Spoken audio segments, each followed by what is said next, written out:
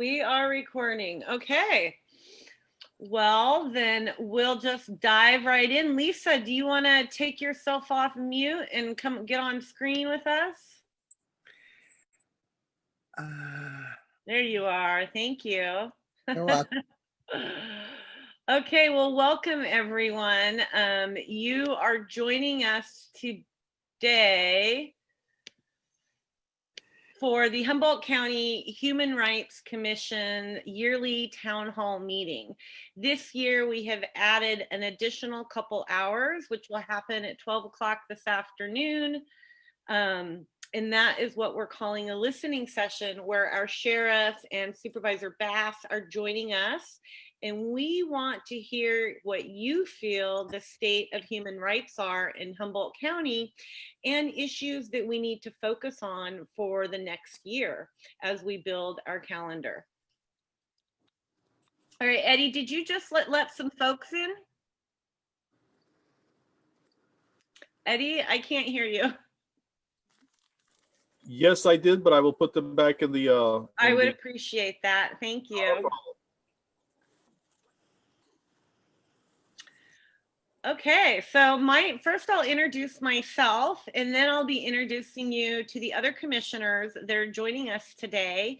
My name is Liliana Dubois, and I was newly elected into the role of chair of this commission. This is a commission that has been established since 1964. So there's a long legacy of do-gooders before the commissioners you're going to meet this week. Some of the commissioners that you will meet this week have actually been with us almost since the beginning of that. So we are a diverse group of people who have many experiences in this community, and we're all coming to this table as volunteers. This is a fully volunteered commission, and doing what we can to help address some of the issues that we all feel very passionate about as commissioners, because we do care so much about this community. So I want to start by introducing you to our two commissioners besides myself that are here today to help us go through our town hall meeting. And what that is it's an agenda where we're going to share with you the different issues that we have addressed in this past year and that exist on our agenda, and help take you through the process of how to work with us so we can help you in our community. So first I'll give a brief introduction to the commissioners, then I will walk you a little bit through that process of how we work, and then we as a team will go through the agenda and help share with you what we've been doing. And then at the end of this, we'll have some time for public comment, but then we're going to take a break. And at 12 o'clock today, we invite all of you to come back with us, the commissioners, Sheriff Honsal and Supervisor Bass. And at that point, we want to listen to you. We want to hear where you feel this county can do better in human rights, or where have you been impacted, or have you been impacted? And that's really what today is about. But for the first 2 hours, we'll be sharing with you what we do, educating you on how the commission works, so that you can come to us and we can support you better on your missions. All right, so you can see we have three of us here today. Has Larry showed up yet? Eddie, is he? No, I'm not seeing Larry at all. Okay, I know he lives out of the way, so he might be having some hard time with Wi-Fi. So that's all understandable. So Eddie, I'd like to introduce Eddie Morgan. He is our vice chair. He helps me with the administrative work, communication. He's doing a lot of work in getting us digitally oriented so we function better in this new age. Eddie, please introduce yourself. Well, my name is Eddie Morgan. I hope everybody can hear me. I've been on the committee for over two and a half years now, I believe. My first real introduction to human rights, I would say, was when I was a kid in different countries where I saw different rights being violated. And then I later joined the military, where I was a multinational observer. So I worked side by side with the UN, people, and then also spent time in Kosovo and in Bosnia, where we looked at the human trafficking and saw a lot of human and many other things. And now that I am back here in my own community, I want to continue helping people, and that's why I was very attracted in being part of the Human Rights Commission, and hope that I can do what I can as a citizen for it. Thank you, Eddie. Eddie also is the new chair for the Human Trafficking Committee, which is one you'll hear more about later, but it's one of our few standing committees. Hi, Lisa. Welcome. Hi there. So next you're going to meet, as you can see, Lisa Sundberg. Lisa is our newest commissioner, but we won't say leastest. We're incredibly excited to have her on board. Welcome, Lisa. Could you introduce yourself to the community? Oh gosh. Yes, I am. My name is Lisa Sundberg. I'm excited to be here. I'm one of many professional volunteers at the table because I'm passionate about the different things that affect our community. I'm a member at the Trinidad Rancheria, lived here, born and raised in this community. I went to Trinidad Elementary School and McKinleyville High School. I attended Humboldt State University. And so now I'm on the subcommittee for human trafficking, as well as racism and cultural awareness. And gosh, there's just so much depth of that. I'm glad to be a part of something in this day and age where we can actually do something to impact it. Because human trafficking, our people have been human trafficked a long time. So it's nothing new to us. It's just a matter of it's got a new face and a whole new people of interest that are using it. And I just want to become more aware, become more involved in it, understand it, as well as racism and how it has evolved into our systemic systems around us, and see how we can impact that. So I'm looking forward to doing a lot of work here, rolling up my sleeves, listening. I'm a strategist, I'm a visionary, and I like to get stuff done. So I like to hear ideas. So that's kind of what I'm bringing to the table, and I look forward to working with everybody and hearing what the problems are here in this area. So thank you for that, for the ability to introduce myself, and I'll pass it back to you, Liliana. All right. Thanks, Lisa. Super excited. And thanks both of you for taking time out of your regular work schedules to do this work for the community. So I'm Liliana Dubois. As I mentioned earlier, I'm the newly appointed or elected chair of this commission. I grew up in this community. I grew up in Burnt Ranch, went to Hoopa High School, and I, at a very young age, learned how important community is and how important a healthy community is. And I have been an advocate for that my whole life. I feel I became a part of the commission. It's been four years, I believe, almost exactly 4 years in January. And it's really been, I didn't understand it was a life dream, but once I started participating, I realized it was exactly where I always wanted to be in this community.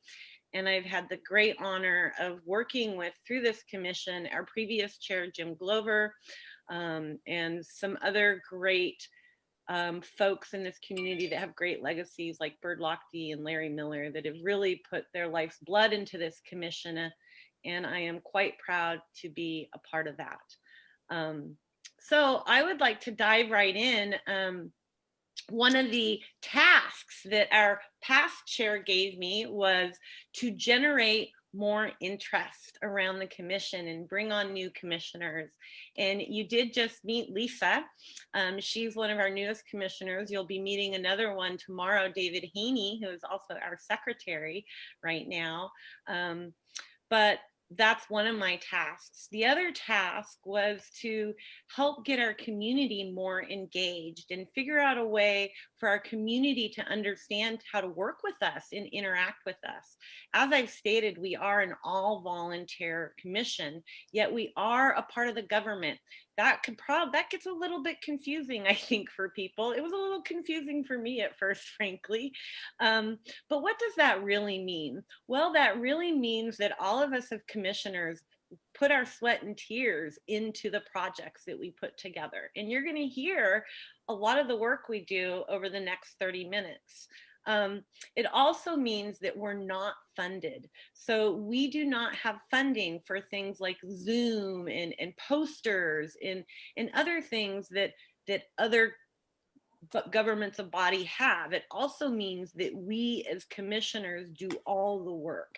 It means that we put out the agendas, we put the agendas together, we create all the outreach assets you see, we wrote the Human Trafficking Fund, we organize ourselves administratively. So we're a really grassroots commission that's really here because we care. And as a community, we're a great asset for you in that manner, because it also allows us to stand strong and with integrity on the matters that we address. So let's dive in to what we're doing on a daily basis and how you can connect with us. We meet once a month. Those meetings are published on our county website, which if you go to the regular county website and Google human rights, you can find us there. The agendas are published just like all the other commission's agendas. So you can always find our link to our Zoom, the phone number to call in. We also put these on Facebook Live. They are now, thanks to Access Humboldt, going to be put on Access Humboldt in their YouTubes. And tomorrow's listening session is also going to be aired on KMED. So we're working really hard to be as accessible to you as possible. If you go onto our website, there's our email, which you can contact us through that county email. There's also a phone number. It's a message line that we check regularly. We have a 2-week schedule where volunteers of the commission call in and check those messages and then relay them to whoever needs that information. Or maybe if you need something from us, we'll call you back and have a discussion. But those are the 2 ways to directly reach us, is through the county website email and then through the phone number on that email.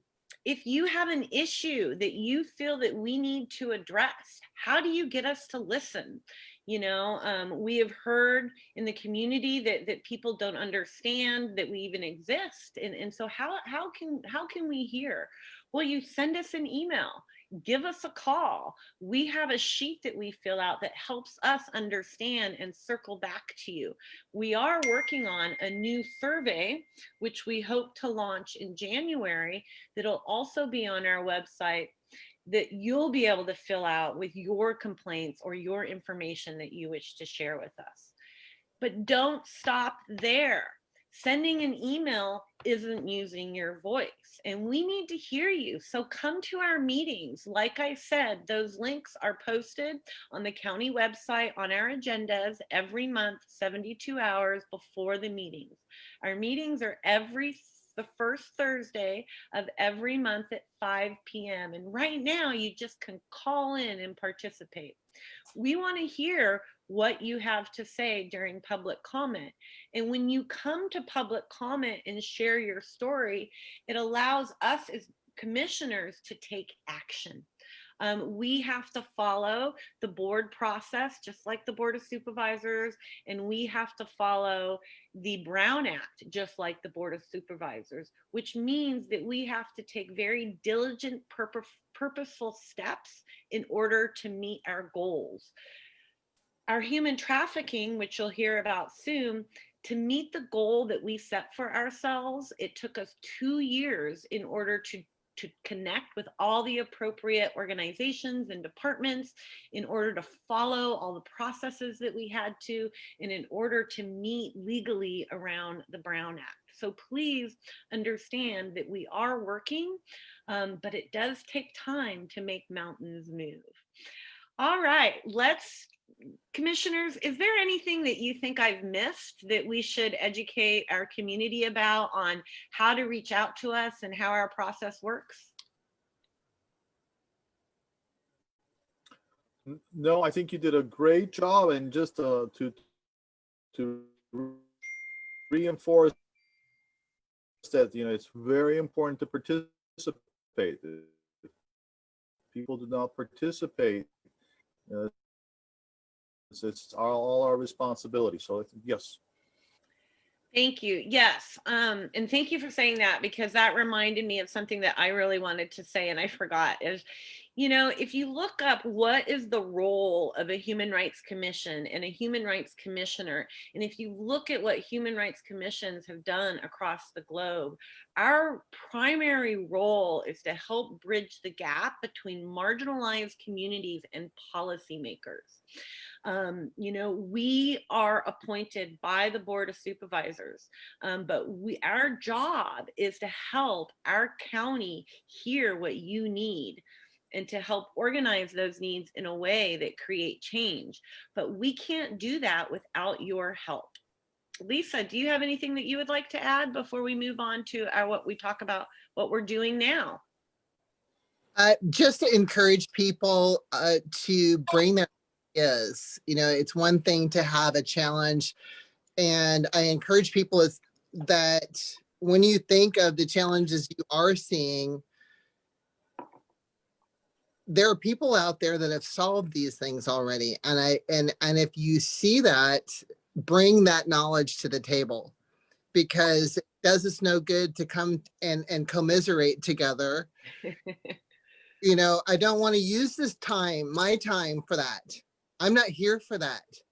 I'm volunteering my time because I am a strategist. I'm an advocate for issues. And if you know how to do something, bring it so we can solve things and get on to the other, important things of a community. But it takes, I can't imagine that there aren't brilliant people around us. We need to get them to the table. This is a great forum to create that. And I thank you for that, for making this possible. I think that this is a really great step that I'm coming in at. I wasn't here for the last 2 years of frustration. Thank you for that.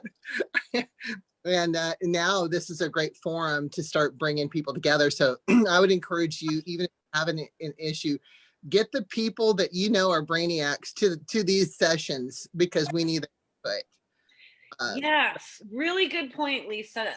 That needs to be made is that, we are a volunteer commission, but what we do have is political ability to maneuver and present things that the public necessarily can't do.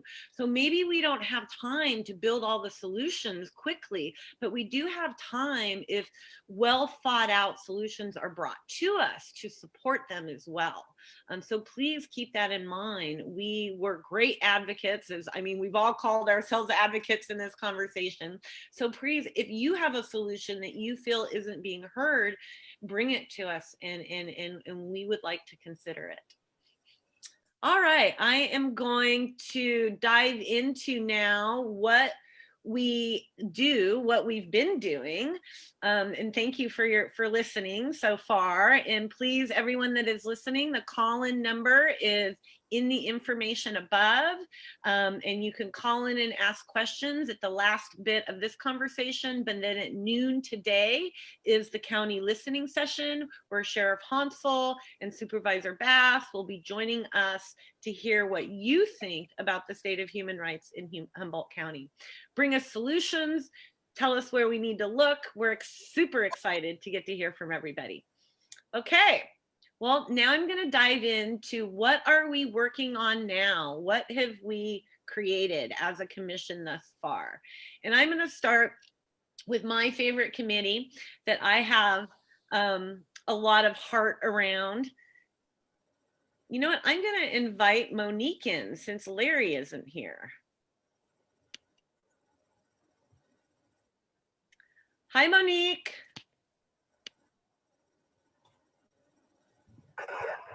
Are you prepared to be on camera, darling?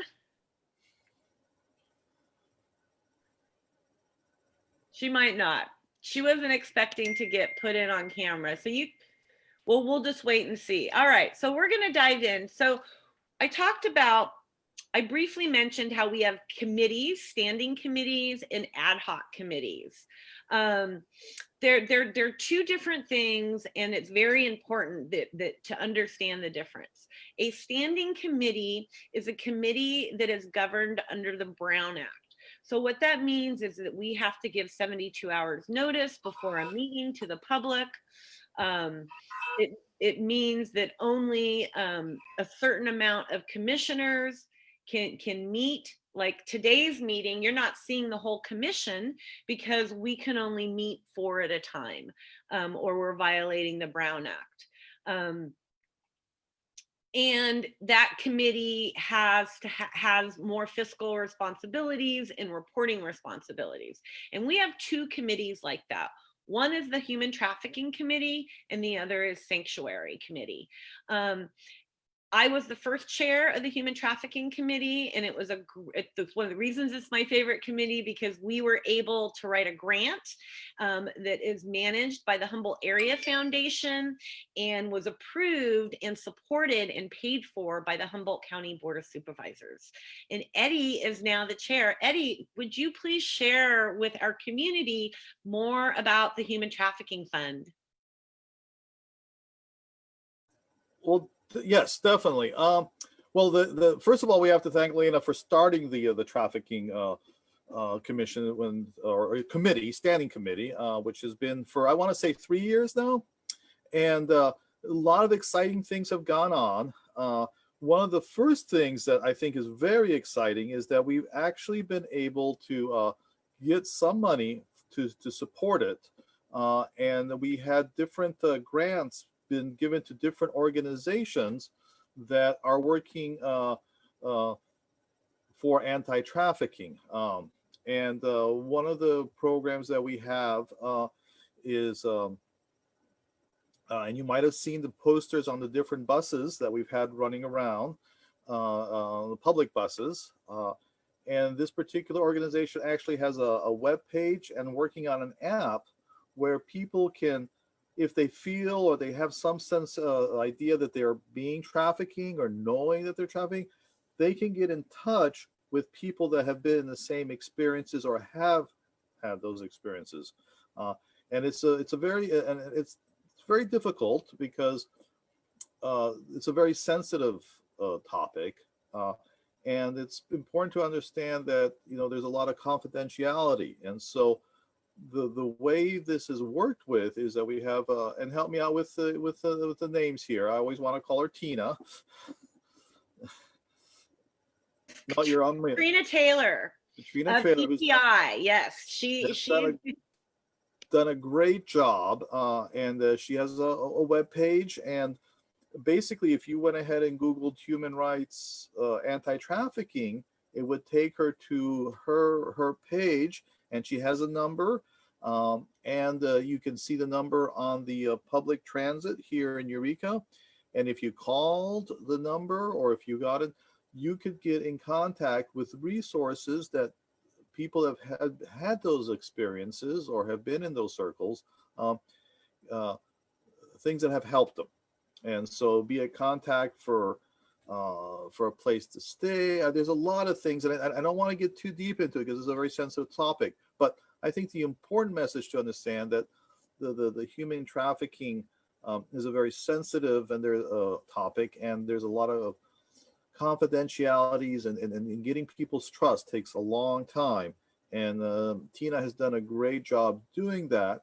Also, we've had other organizations that want to come to the table and help with that.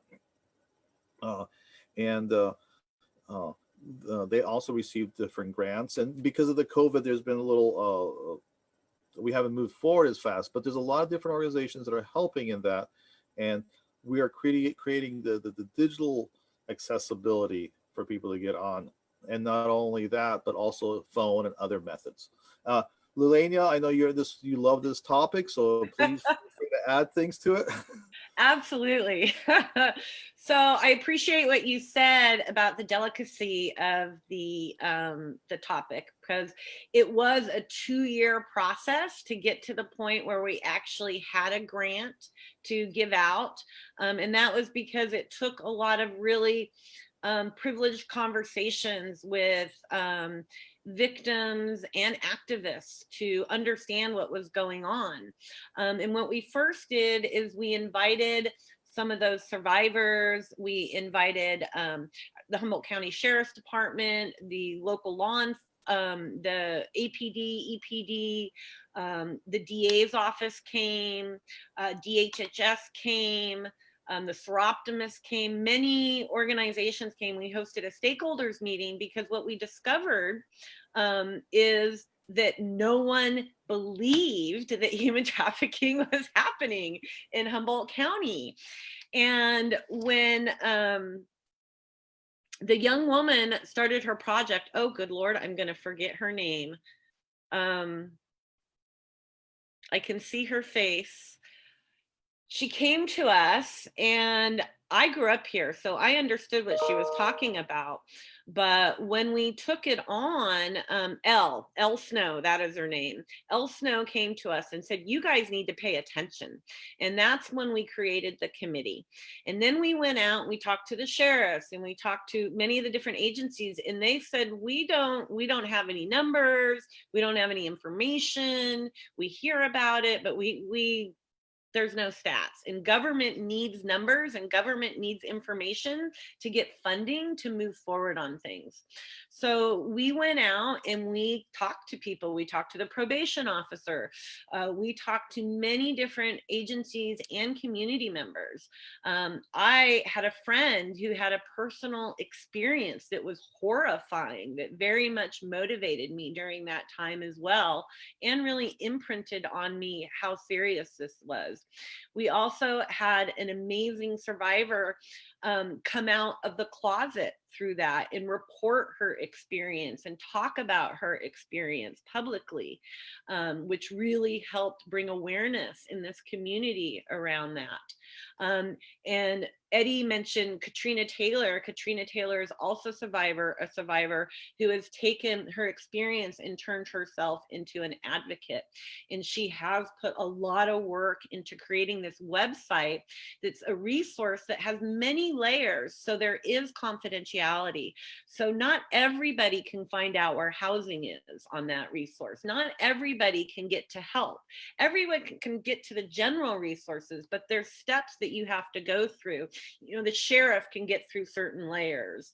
Arcata House can get through certain layers, things like that. There's a system built so people are protected. As well as that, Katrina with EPI created the hotline that you can call in and get help. This organization brings toiletries to women on the streets. This organization does rescue work. There's a lot of things that happen that we can't fully disclose because you just don't want to put people at risk. The other organization that we supported was, oh gosh, I'm dyslexic. Lisa, what is the exact name of Kutcha's organization? Is it Murdered and Indigenous Women? You know, I don't know the exact name, but it's for, yeah, those purposes. Yes. Yes. We helped support them in creating a dance workshop around healing women who have been through this trauma. Those were the first 2 funds that we supported in the first year. And then we had to go back to the Board of Supervisors and ask again for money. And they give us a little over $21,000 a year so far. And then we went out and we had to let people know again, come. We hosted another stakeholders meeting for people to talk about what they thought this new grant should do.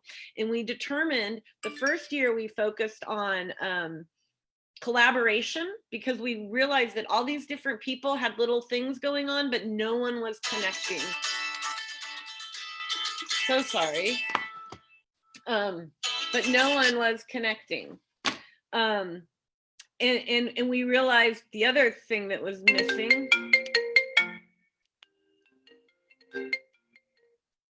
The other thing that was missing was, goodness. Now I don't know how to get back on. There we go. The other thing that was missing was understanding and education. And so the first year, that's why the money went to those two organizations, because that's what they were doing. EPI was building collaboration and outreach, and Kutcher Riesling's organization was creating more education through this dance program. The next year, through our stakeholders meeting, we realized that there needed to be more rehabilitation, more support for how do we help solve this problem. And so that is where the hotline came up. Katrina also did a marketing program that we funded on the back of a local bus, because that transportation system is used much by people who are involved in this, I don't want to call it an industry, but in this issue. And we felt we needed more education and outreach. And so Arcata Playhouse also received funds, and initially they were planning on hosting a series of plays and education, but they pivoted really well with COVID and did a digital online storytelling series around murdered and Indigenous women. And then the other organization that we supported is a young woman with Girl Scouts, and she's working on getting her, Eddie, do you know what is it called in Girl Scouts? Not Eagle Scout, but it's the same merit kind of badge. No, I do not know what that is, but I think it's a gold star, but I'm not. It's a like in all Scouts, it's something that brings a lot of honor, and it's something that builds people's confidence and leadership abilities. And this is a great thing for young women to accomplish those things. So receiving this award would be very beneficial for her and for the community. Yes, absolutely. And so she is creating a program that helps high school women come together and support each other in empowering them so they're not at risk for human trafficking. And as it stands now, we have a little, I think a little under $5,000 left in the fund. Applications are open for folks who feel that they have a mission. The main qualifications are that you're associated with a nonprofit. So you have fiscal responsibility, but there are nonprofits in this community that are willing to sponsor businesses, students, and other people who feel passionate about this, and we can help you navigate that as well. So can Humboldt Area Foundation, who manages this fund. Lisa, as a new commissioner and on this committee, do you have anything that you would like to add?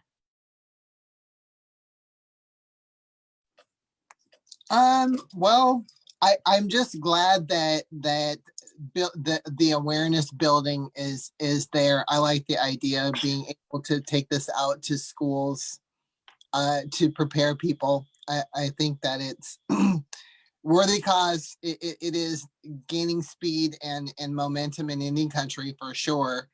And again, part of my passion is because we've had issues in our at our own home front here locally. And so I just was attending. I just out of because we had lost a couple of our own tribal members, and we only have 135 members at Trinidad Rancheria, and we've had a couple of murders that have happened, which makes our per capita very, very high here of our local indigenous communities. And so I just like any effort to bring not only light, but education into systems that we can just take it all the way out to wherever we need to. So at this time, that's what I want to share. Thank you. I also like to share something really quick. And you touched on this a little bit, but I think it's also very important to understand that organizations like this take time to build, and we're doing a very good job gathering data and information and skill sets and general know-how to do things. So yeah, sometimes we're doing things for the first time, but that's something we will know how to do better, and we're building on that. So it's a very laborious thing to do, but that's definitely somewhere we're moving forward. I think it'll be for the best of the community in the future. Thank you, Eddie. I agree. I love this place. I think we have amazing people, but we do have a lot of places to hide, and we have a culture that's created great hiding. And now's the time to unveil all that. All right, if commissioners, if you don't have anything to add, anything more, go ahead, Lisa.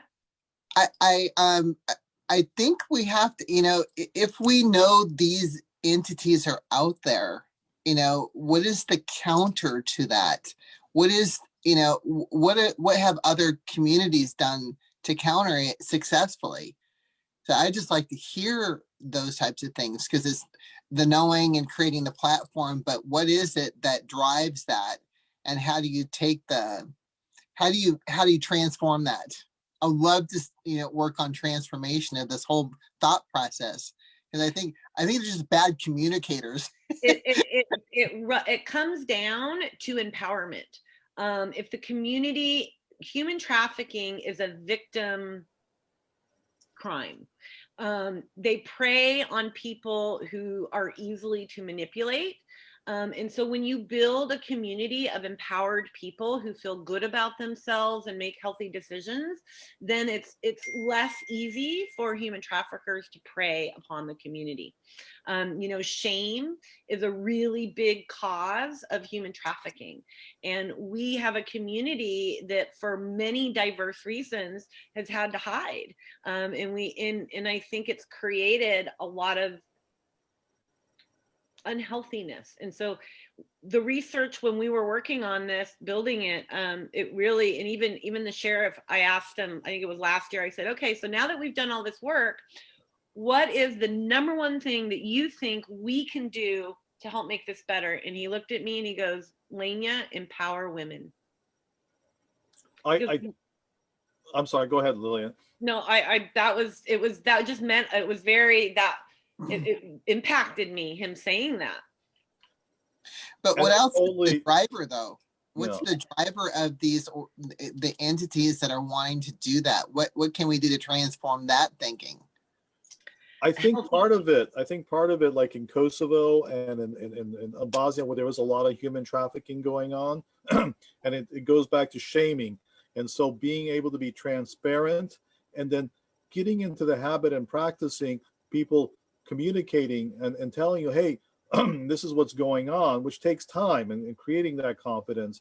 I know our experiences in Kosovo is that a lot of traffickers would tell women, hey, we'll tell your parents that you're not a virgin. And they would use that as a tactic to keep people quiet. So the more you can make it that, hey, we're all talking about this, it's out there, and people build confidence in these different organizations, then it is so much harder for those people to hide. Like Liliana said, those hiding places start to disappear. Right. It really, and I think we're, as a community, we're getting back to that strong place again. I mean, we've come together so much through COVID. All right, commissioners, we're moving along here. I want to move us along a little quicker. Can we move on to the next committee, the sanctuary? Sure. All right. So our next and our last standing committee is the Sanctuary Committee. A few years ago, sanctuary cities was a big movement, and Humboldt County became one of those places.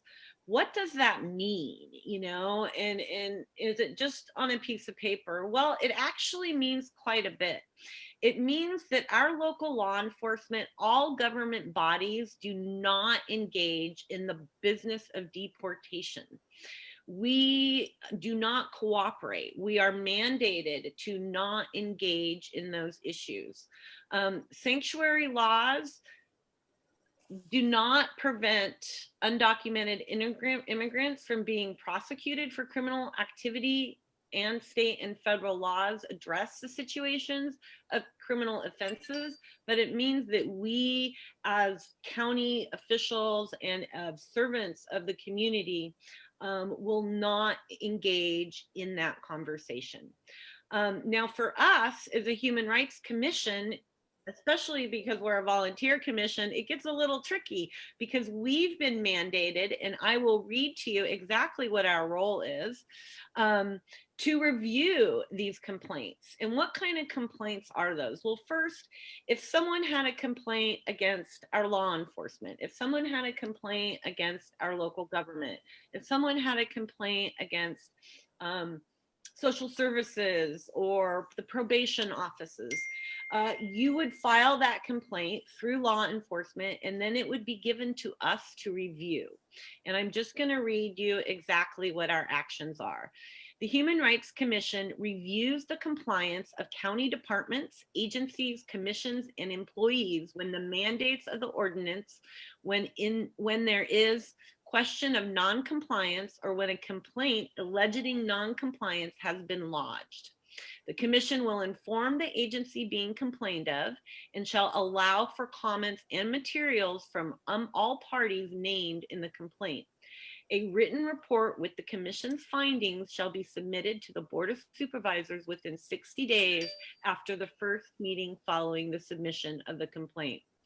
We understand that there might be some fear in filing these complaints, but we really want to encourage you that if you are fearful, please call our hotline or send us an email. A lot of us also are on social media, and you can find us that way. But we do want to hear from you. I'm pleased to say that we have yet to have a report, but we will definitely take it seriously and do our due diligence if we receive a report. Commissioners, do you have anything you'd like to add? No. Not. All right. Thank you. All right, we'll move on to our ad hoc committees. Ad hoc committees, and I'm going to move through rather quickly because we're going to be able to discuss all of this also at the listening sessions. The ad hoc committees are more loose. You know, we meet in a coffee shop. We don't have to call an official. We don't have to notify the public 72 hours in advance. The public is welcome to join us, but we really kind of roll our sleeves up in those meetings and get the work done. Our first committee, I'll bring Eddie on, is the Digital Accessibility Committee. And Eddie is the chair of that committee. Eddie, would you like to tell us about that committee? Yes, actually, it's one of my favorite committees. It's the bottom line when it comes to digital accessibility, and this is the thought. If you think of the Brown Act and a lot of the different things that we function under, were laws and regulations that were made a long time ago, be it in the 60s or even before that. And it is obvious that technology has an immense impact on the way we think, on the way we function, and it has an impact on our society. I would make the argument to you that a lot of the improvements or epiphanies that we have, or the way we've changed thinking about things, are thanks to a larger degree to technology. It's not like we've just became better people in the last 20 or 30 years or more aware, and that we have, but a lot of that is thanks to technology. And the reason that we can improve is thanks to technology. And so when it comes to digital accessibility, I always make the argument, if somebody wanted to come to a human rights meeting, would it be more expensive for them in today's world to get on the bus and travel from even from Blue Lake or from anywhere to Eureka and come into a room? Or would it be cheaper or more accessible for them to get on their cell phone? Yes, you're waving your hand there. I'm sorry to interrupt. I just got a note that Supervisor Bass is in the waiting room. Yep. Would you like to let her in, or I'd love to let her in? And then keep going, because she can join in on these conversations with us. There you go. So, what I was saying is that the technology affects our society and it has an impact. And a lot of the rules and regulations have been written in the past, and as a society, as a community, we are just catching up on them. And this isn't true in a lot of different arenas, industries, and things of that nature.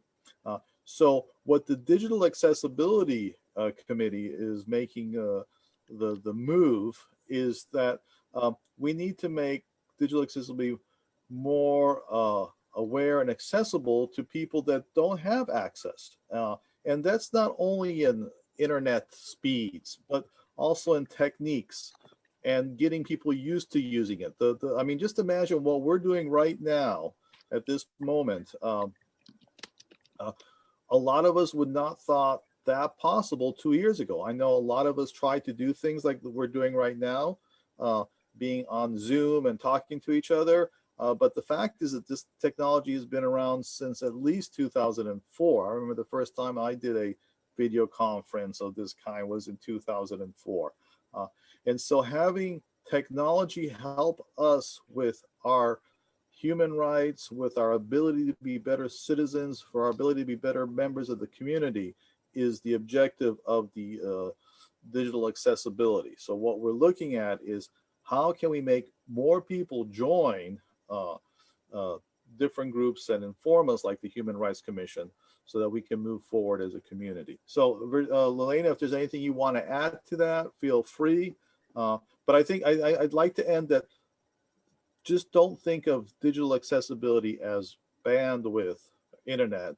Think of it as people getting used to using technologies, people trusting technologies, so we can better communicate and move forward the different issues that we have challenging our community. I just want to add that you've also done a lot of work, you know, as a commission. Until Eddie came on, we were file cabinets. And we were slowly transitioning into Google Docs, but when Eddie came on the commission, we're now becoming not only digital accessible to our community, but as commissioners, we're learning how to function digitally so we can function faster for you as a community. Eddie, you sent me a note that— Can I just add to that? Because you're right, I totally forgot talking about that. Because when I was talking about not only being able to use a different data, but also being used to using them, our behavior has to change a little bit when we have a new technology, if we're really going to incorporate it. And then there has to be a different mindset. And so that there's going to be so much more information available there. So if we want to combat anti-trafficking, using all the databases and having our information together can build trust in the community, because then it can make us more responsive. So it's not only having a technology, but also practicing it and knowing how to use it to the best ability that creates confidence in the communities. Yeah, thank you. Yeah. Eddie, you sent me a note that Supervisor Bass was in the waiting room. Could you ask her if she wishes to come in and join the conversation, or does she wish to wait till noon? Well, you know, I asked her that. I didn't get a reply. And then I tried to have her come into the room, and she tried to get into the room, and then she got knocked off or something. Okay. And now she's no longer in the waiting room at all. Okay, so maybe she'll come back at noon, hopefully. Yeah, we have 3 guests right now in the waiting room. Okay, we've got a few more things. So Lisa, did you have something to add real quickly?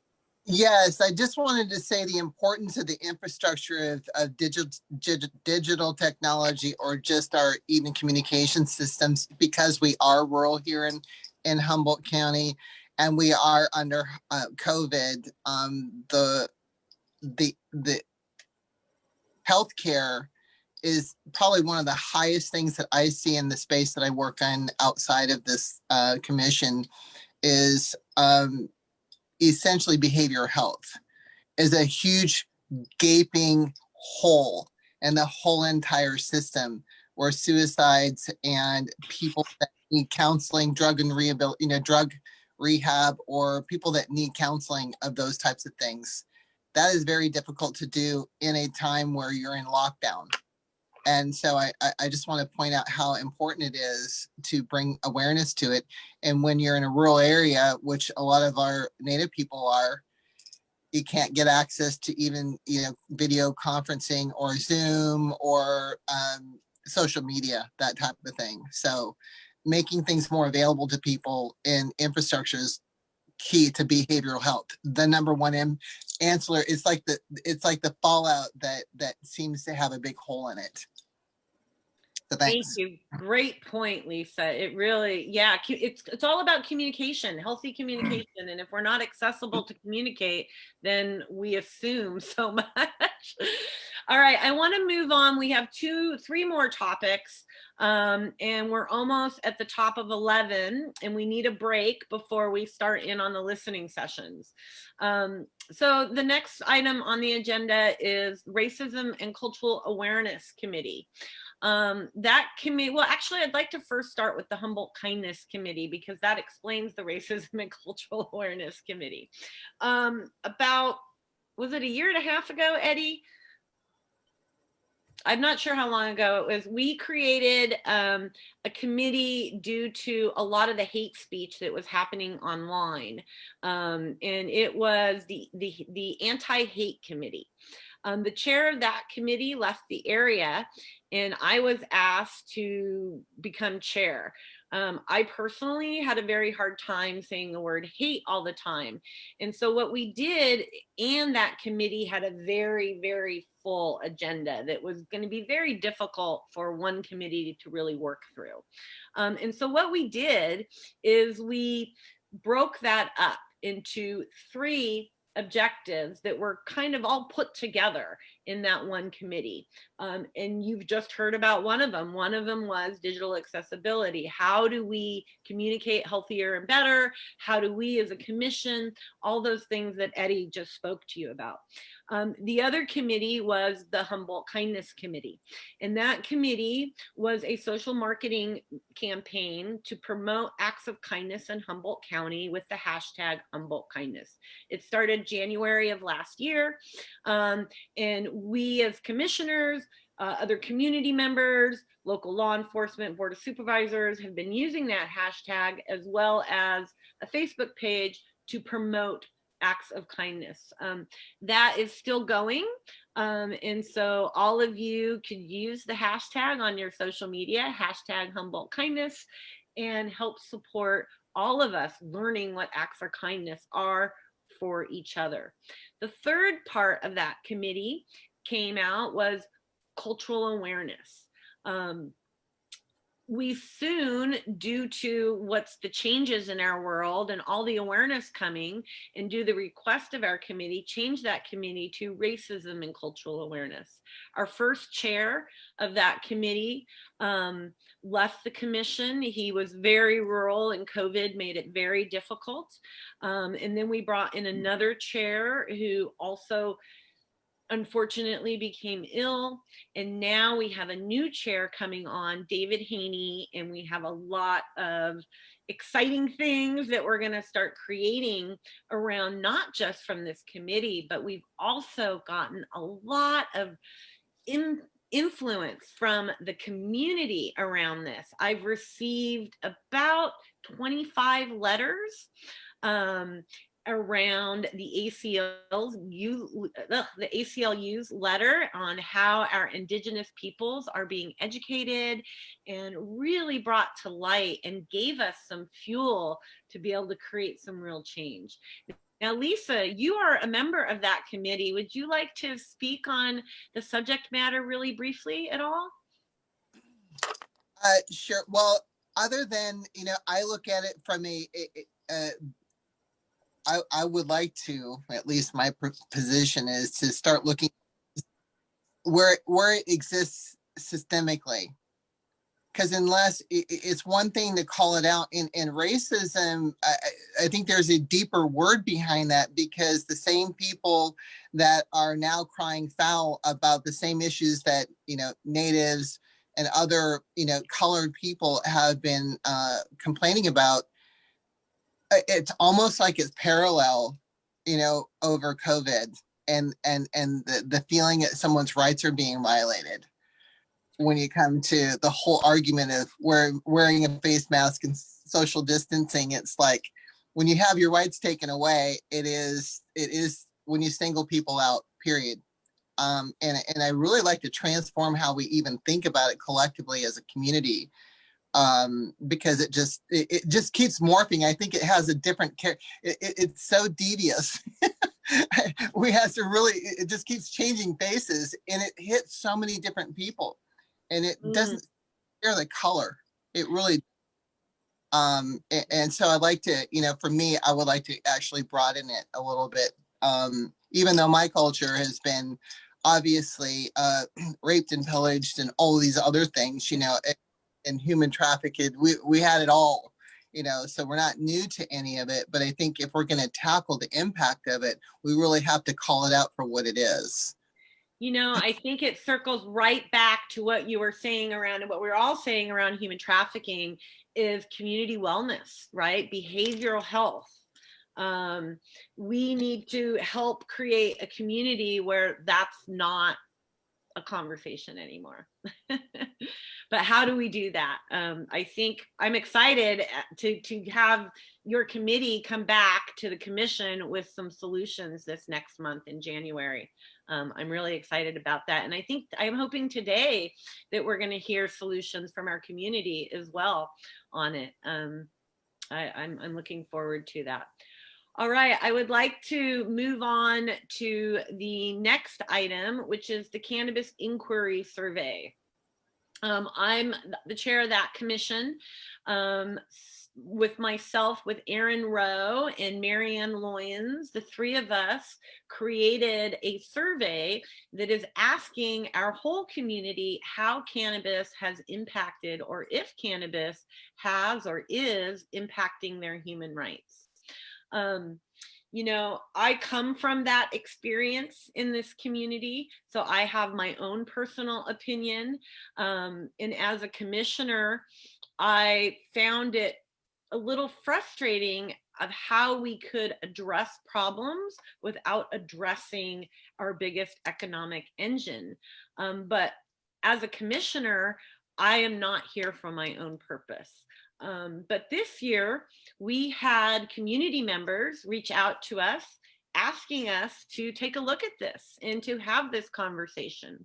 And as a commission, we decided that the best course of action, similar to human trafficking, was to ask, because we legally have never been able to ask this question. And with legalization, now we can inquire, now we can openly have these conversations. And we have been hearing that there is a community out there, a body of community out there that feels marginalized by the transition of the cannabis market.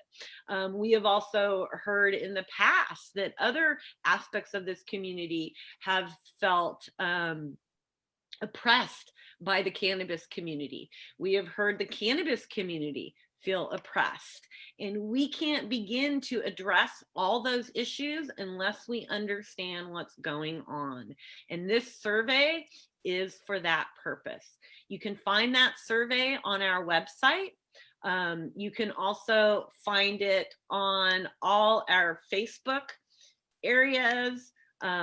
And we will be sure to post it again after today's event, and even during the break, I'll post it for you. Commissioners, do you have anything? Oh, I also want to add a great thanks to the UC Berkeley Cannabis Research Center. They have been supporting us on this survey, helping ensure that it's done with integrity and professionally, and we've gotten some really positive feedback. We're also going to get their support on putting the report together so we can ensure that the integrity is really strong around it. Commissioners, do you have anything you'd like to add? No, just on Go our ahead. on our Facebook, we had a couple of people. We have Diana Hardwick, Marilyn Jarvis, and I'm sorry if I'm mispronouncing their names, Star Fala, and and Marlon Jarvis showing their support. Thank you. We appreciate that a lot. The support of the community is what keeps us functioning, and it allows us to create solutions. Lisa, I think, were you going to say something? Yeah, I just, I think cannabis is a plant, first of all, and I really want to, I really hope that we can transition the mindset of just people in general of the fear of cannabis as a plant and just look at it as a natural medicine. Because as a Native person, I want rights to study anything that can impact the health of someone. And the mere fact that we call ourselves a free country and we can't study these things,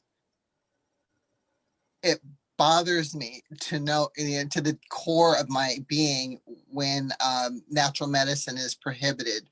Even our psilocybins and things like that that are indigenous to our community, to be able to look at it as a medicine, especially as it impacts PTSD and things like that we've seen people that have done it kind of underground or whatever. But there's so much there, and I've learned over time that we're like the Amazon in North America. Cannabis is one of many things, and we have such a great history of it. So it just makes sense to bring that research and bring those types of studies here so that we can benefit from it medically, with its all true efficacy of it. So I'm really hoping that how it impacts me, I would like to see dosages and things like that so that we can move it into our healthcare systems. So that's the kind of research that we need. I think where it's valid as a human rights commission, and what you brought up is community health, especially when we're talking about COVID and isolation and having to self-sustain. We are very blessed to have not just cannabis, but so many medicines. The lichen is a medicine in our community. Yep. Amen. Amen. All right. Well, this is how we function. These are the issues that are on our agenda right now. We do have some more things coming up that we're going to discuss in January, like homelessness, that has been on our agenda. It's coming back onto our agenda. We're very concerned about the impacts of COVID as we move forward, and we want to see how we can help support other organizations and folks in the community around that conversation. Martin Luther King month is celebration is next month. We're not sure how we're going to celebrate that. We're waiting to hear from the ACLU. Normally we all get together at the Adorning Seminar every year, but of course this year it's going to be a little different. Commissioners, before I open the floor to the public and we take our break before the 12 o'clock listening session, do you have any last words you'd like to say to the community? Very quickly, participate. I think it's very important to participate. Mm-hmm. And mine is bring your ideas, bring it, come to our meetings. If we have breakout meetings with our ad hoc committees and you're a brainiac and you have solutions, by all means, come, bring it. So that's all I have to say. Thank you. Thanks, Lisa. And I just want to back both commissioners up on participate, communicate with us. We can't do everything, but we can support a lot. And we have a lot of creative ways to support different organizations and individuals that are doing good things. So please bring it to us. We're all do-gooders, like Lisa has said a few times, volunteer do-gooders. And we do have a few members of the public joining us via Zoom. And then maybe if anyone on Facebook Live has any questions, you can also post them there and Eddie will relay it to us. And I'd like to open the floor for a 20-minute conversation, and then we're going to take a 30-minute break and come back on with Supervisor Bass and Sheriff Honsal and the commissioners. Oh, yeah. You can call in at 1-669-900. Okay. 6833. All right, well, let's open the floor to the public. All right, everybody. Okay. If anybody would like to, if anyone has any public comment or any questions on what we just discussed, please raise your hand.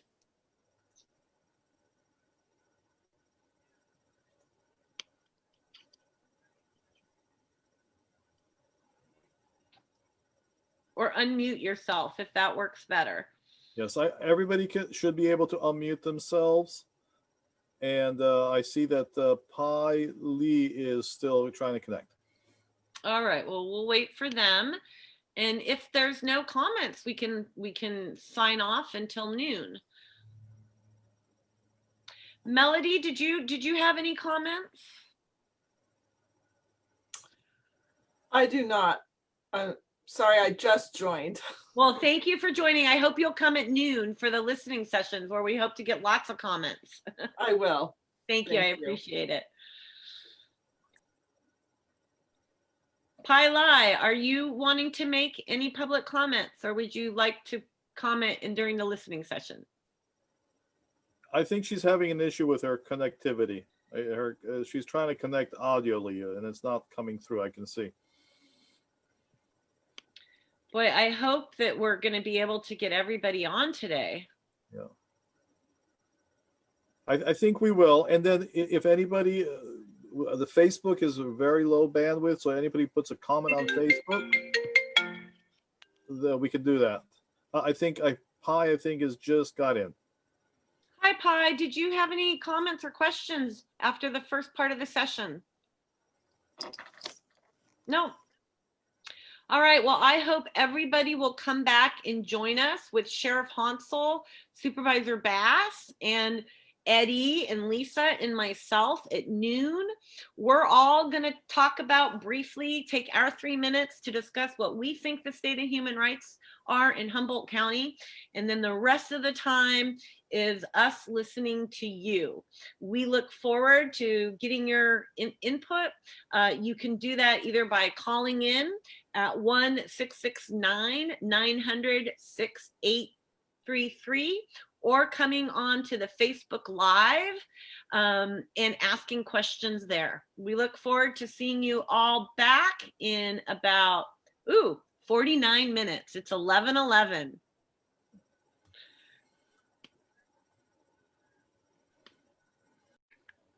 Like that, we'll just mute them and shut them down. So don't. Well, we'll moderate the conversation. Well, is what we'll do. Exactly. I was gonna say one of the things I will bring up is I love the kindness campaign that started last year.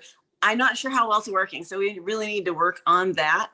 And anyway, LA's got some interesting stuff going on with their 211. Anyway, yeah, I've been looking at some other counties, but the kindness one, it would be really nice if people could kind of like work on a little more. Well, we are just learning, the sheriff is here too. We're just learning how to access, right? Humboldt Access and the media. And the kindness campaign really is about everyone using the hashtag. And then it gives us content that allows us to create more. But we need everyone to use the hashtag. So we have to figure out a way to promote that better for sure. And you need to find someone to help people like me that are not really social media animals. I get beat up too much on social media. So it's kind of like, unless it has something to do with my grandchild, I don't even go there anymore. Okay. Well, I'll come hang out with you and help you. Hi, Sheriff Honsal. Thank you so much for joining us today. Liliana, no problem. Great to be here. Eddie, my man, good to see you. Good to see you. Good to see you. Yeah, and in Virginia, isn't it your birthday coming up? It's on Christmas Day. Christmas Day. Oh, wow. Yeah. Yeah. And I'm not quite 60. It'll be pretty darn close, though. Oh, okay. We don't have to mention age. I wasn't going to mention it. That's all right. Rex will, I'm sure. No, no, actually, I'm looking forward to it. It just means the year's almost over and we can start 2021. Right. Yeah. Yes. I'm ready for 2021. I think everybody in the world is ready for 2021. All right. So we are, just so everyone knows, that we are streaming right now. So we're live. We're waiting right now. Eddie, could you let Lisa in? All right. Yes. So how this is, I kind of spoken to you guys a little bit. This is going to be pretty casual. I am going to start us and lead us. And if anything gets a little willy-nilly, I'm going to help moderate that. It's going to start with just me kind of introducing us a little bit as a commission and what we do and how people can access us. And then I'm going to introduce all of you. And after you guys introduce yourselves a little bit, then I'm going to circle back and ask you all what you feel the state of human rights is in Humboldt County.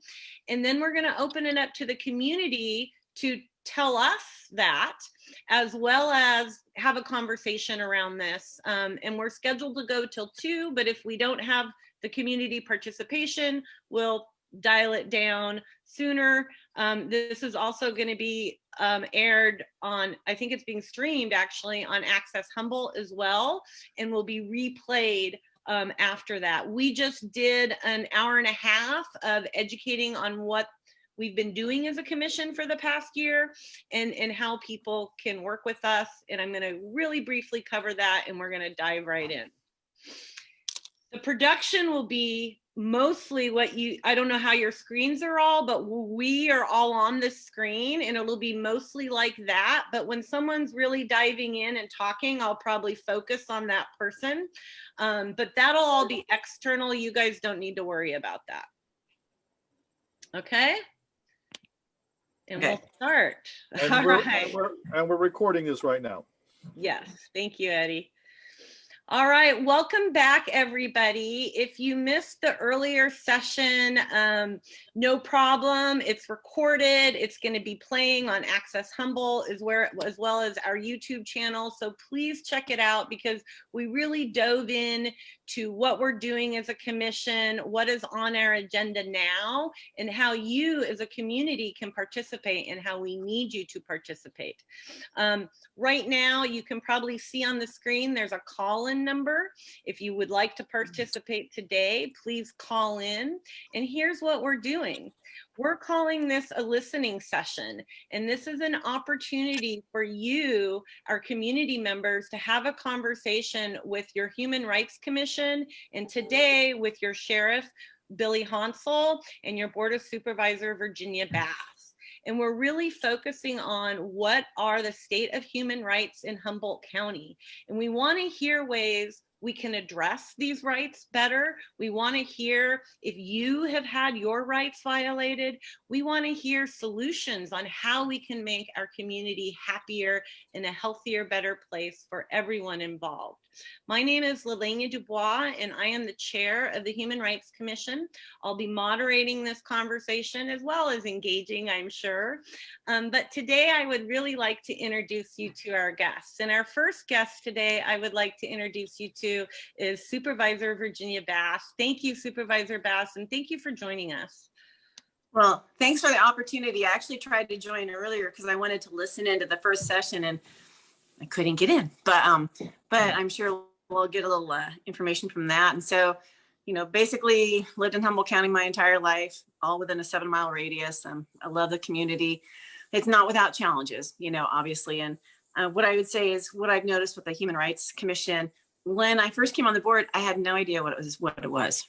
And I think through the years, it has expanded in the breadth and depth and really has reached out to other areas that I would not necessarily have thought of as being part of the equation. So I'm just excited to be here and talk. I've been looking at a couple of other organizations throughout the state that I think are doing some interesting things. And so while I'm listening today, I'm trying to find out if there's ways that perhaps we can incorporate some ideas from others as well. And of course, we can always give our ideas to them too. So yeah, I don't have much more to say in regards to introduction other than I'm interested in hearing the conversation. Well, we really appreciate having your leadership here participating in the conversation. Sheriff Honsal, thank you for coming. Welcome. We appreciate your time as well. Thanks, Liliana. I appreciate the invite. Appreciate being a part of this discussion. Always, you know, it's worth our time to listen to the community and figure out where we are, because we, you know, have an idea, you know, based upon, you know, how people interact with us, but there's always something we can learn and take away. So I'm looking forward to that. And as far as what the current status is of our human rights in Humboldt County, you know, I wish it was better, right? I think it's always something that we can work on, because if everyone was respecting others human rights, I'd be out of a job, right? There would not be any crime. And so it's something that we can always improve upon. And, obviously we live in a very rural, diverse community, but we have our challenges. And so violent crime, property crime, child abuse, domestic violence, all those things, have been plagued in our county for a while. So we're looking at trying to, do it better and not just kind of doing it the same way every single time. So we're looking at innovative ways, bringing the community involved in this. I understand that it's not just the sheriff's office issue and we can't simply solve it on our own. We definitely need a community that's engaged and wants to help out throughout, the county and trying to solve some of these issues that maybe will come up today. Thank you. Thank you very much. I think we all want a healthy community, and working together is how we make it happen, right?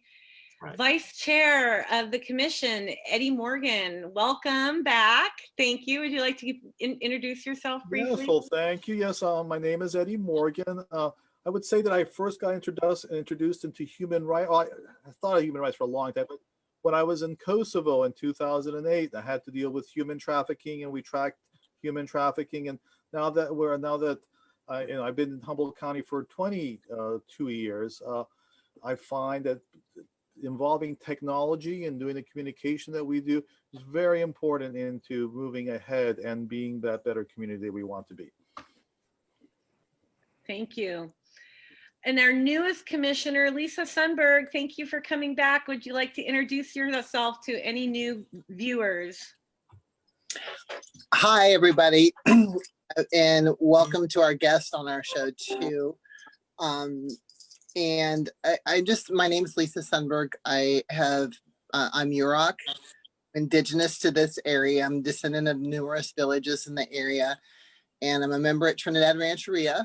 And so I just have been an advocate all my life. So when it comes to human trafficking and all that stuff, it's just, it is a historical trauma that has been ongoing in our community for years and thousands of years, it seems like, but not thousands, but since the newcomers came, I guess. And so I'm excited to be here and to be a part of this discussion and hoping to transform this space in a good way in our community and get things done. So I'm here to roll up my sleeves and get some things moving. So I'm excited to work with everybody. Thank you. Thank you, Lisa. And thank you, everyone who is watching on the different Avenue channels. You can find us on Access Humboldt and on Facebook Live. You can also call in and participate if you would like. And the number is 1-669-900-6833. We're really here today to, one, introduce ourselves so as a community that Humboldt County does care about our human rights and that we've been working diligently on them since, I believe it was 1964 is when this commission was created. I grew up in this community and I can remember exactly the first time that I thought something was wrong. And I grew up in Burnt Ranch, and there were dead body parts were found close to where I lived when I was a very young woman. And that was when the conversation of human trafficking came into my world in Humboldt County. Since then, I've been in this community and experienced many things. And the reason that I'm still here and working on this commission is because I believe the humanity of this community is strong. I do believe that we are under immense duress due to many different external forces and our own selves. And the way to move forward is through communication and healing, which we discussed a lot in the first town hall part of this discussion. So today we're here to talk about what are the states here and now. And I would like to turn that to each of you, starting with you, Supervisor Bass. If you could touch on that so we could help stimulate our community on how to communicate with us during this session. Can you repeat that? I was like, can you? No problem. I was gonna say, That's like, I was gonna say, I know Supervisor Honsal. Sorry, Billy, I really demoted you. He had mentioned, what he sees as the state of the situation here, and I didn't necessarily do that because I thought that's what we were going to have in this conversation. But what I would say is when I look around me, the commission does a lot of good work. I don't think people are nearly as aware as we should be, and I mean that's including myself.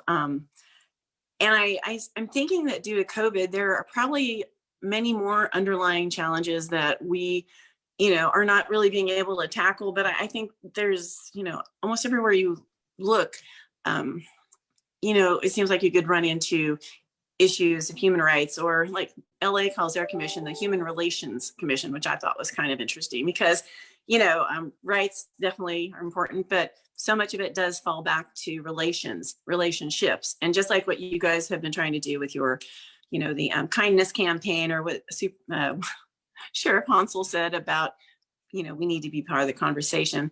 So I'm really not sure how that answered your question, other than, I still have a lot to learn. I think the last several years, you guys have really brought a lot of steam to the efforts and moved in some really good directions that I'm really proud when I can talk about the commission now, because before there was a time where I wasn't really sure what the products were that was coming out of it.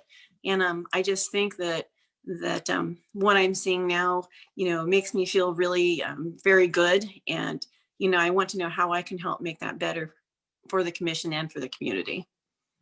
Thank you. Well, participating today is a big step. I think the whole community seeing that we all really care about this. Sheriff Honsal, would you like to respond to the title of our subject today? Yeah, sorry, I briefly touched on some of that stuff earlier, but I think what really is necessary is that with the Human Rights Commission, with our community, with government in general, government and really needs the public's trust. That is really necessary for government to function. If we have a community that doesn't trust us, then we've lost, essentially. So we need that public trust. That's actually a part of our mission. We're here to protect and serve, our community and earn the public's trust through compassion and accountability. That's our mission. And so, we want to make sure that we hold ourselves to that standard, and also that the public does want to reach out and work with us. Doesn't mean that we're going to agree, right?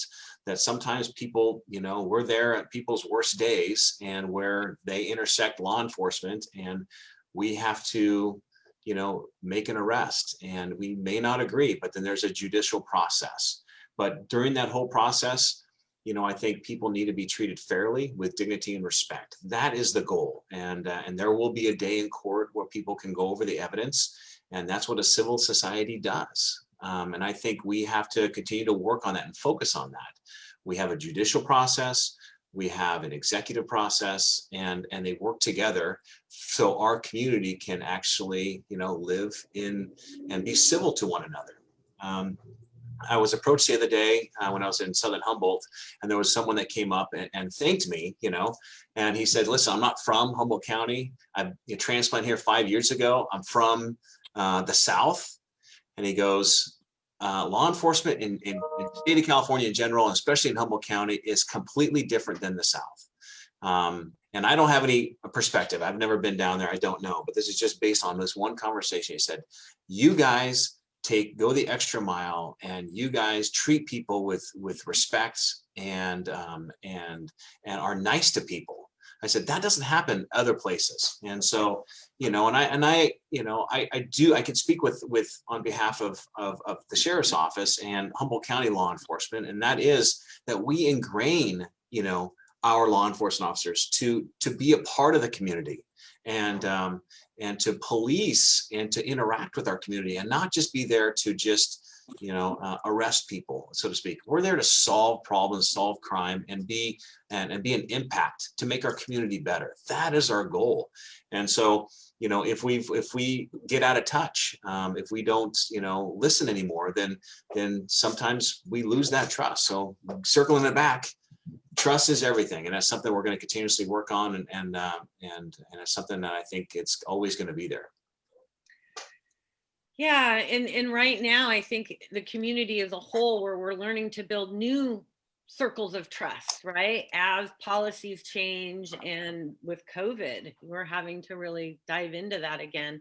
Vice Chair of the Commission, Mr. Morgan, what, you've been all around the world and have had many experiences on this very issue.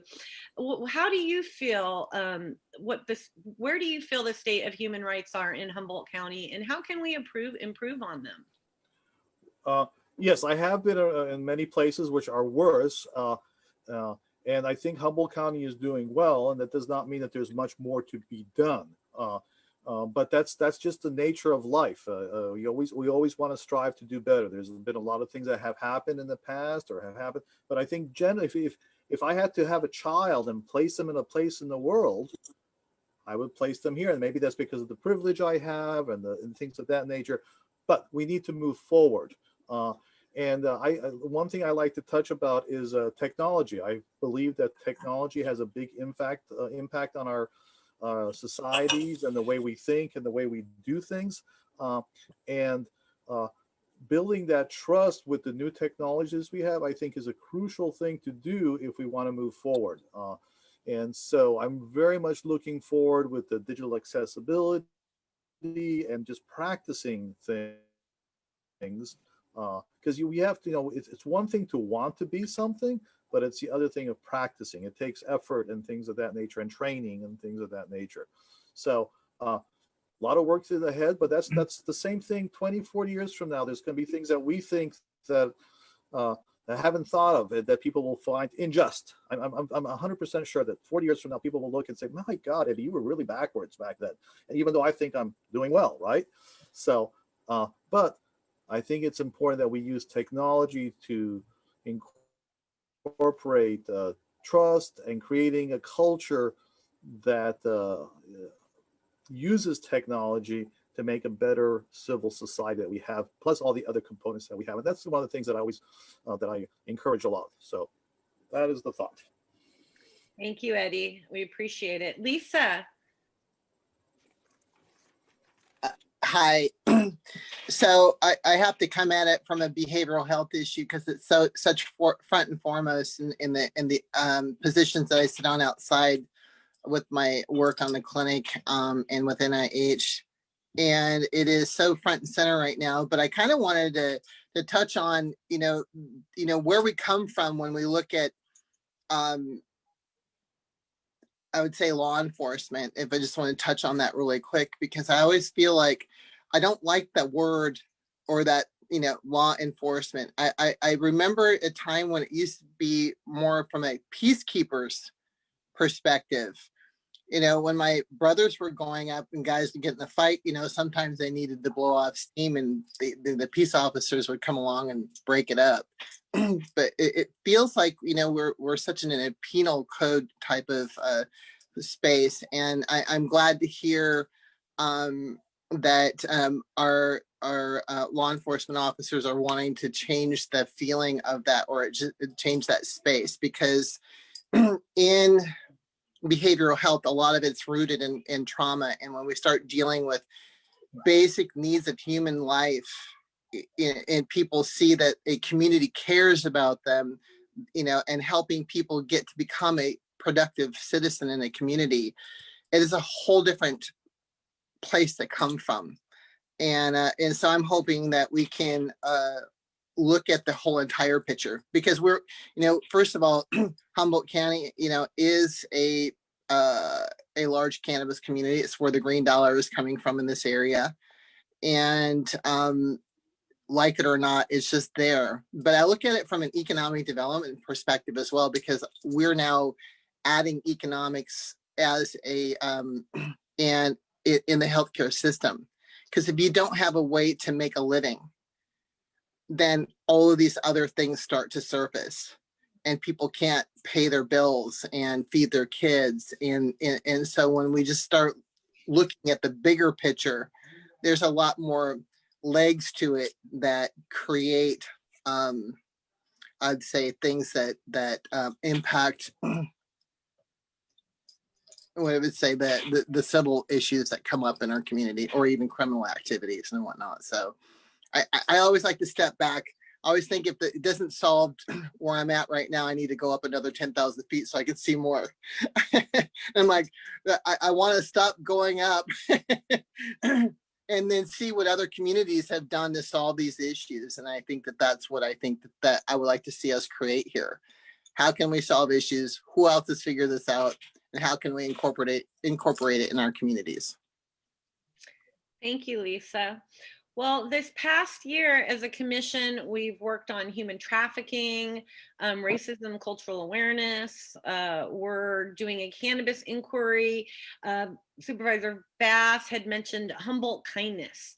And in the first hour, we really went over those things, and we're free to talk about anything right now. But I think what we really should do is we have a couple people in the queue, and maybe what we can do, Eddie, is bring some community members in. And I know some of those names were on the earlier session, and maybe we can start having a conversation and seeing what our community thinks.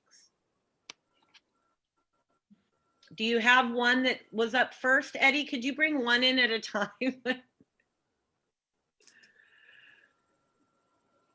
Start with one and then we'll bring it more in, but can you tell me who was up first? All right, Sandra. Give her a second. She is getting into the room. It's kind of gloomy out. The Wi-Fi is running slow.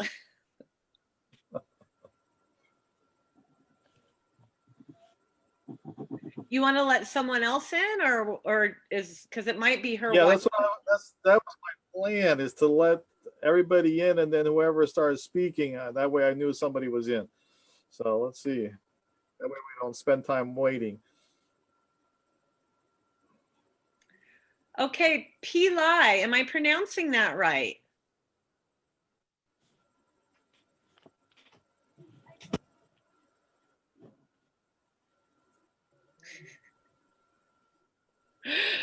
This is the thing about these Zoom things, huh? They're all still trying to connect. Shucks. Well, let's see. Mydell, can you hear us?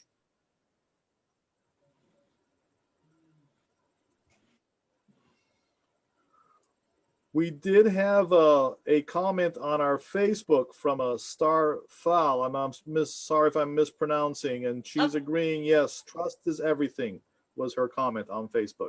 Well, Star is actually someone who was a big part of our human trafficking fund. She was a very brave woman, and I had the privilege of sitting with her and Sheriff Honsal as she told her story for the first time. It really was an amazing experience for me. And she's done a lot of work around bringing awareness in our community to the realities of human trafficking. I didn't understand until I spoke to her. Sheriff Honsal, do you have anything to comment on that regarding that experience? Yeah, I mean, I think I'm happy that Star feels comfortable talking about her story and the reality of what's going on, because a lot of times people do not discuss these tragedies that happen to them, and a lot of self-blame, doubt, just want to move on, don't get involved, whatever. But that doesn't necessarily solve the issues or enlighten people to what's happening, out in our community. Human trafficking is something that is definitely occurring. It's occurring everywhere. And you don't think that because we're in a rural Northern California town that you would even know what it looks like. And so I think being aware of it, understanding it, and then having the avenues for when someone is ready to get out or someone can be rescued, that there is something there for them to go to.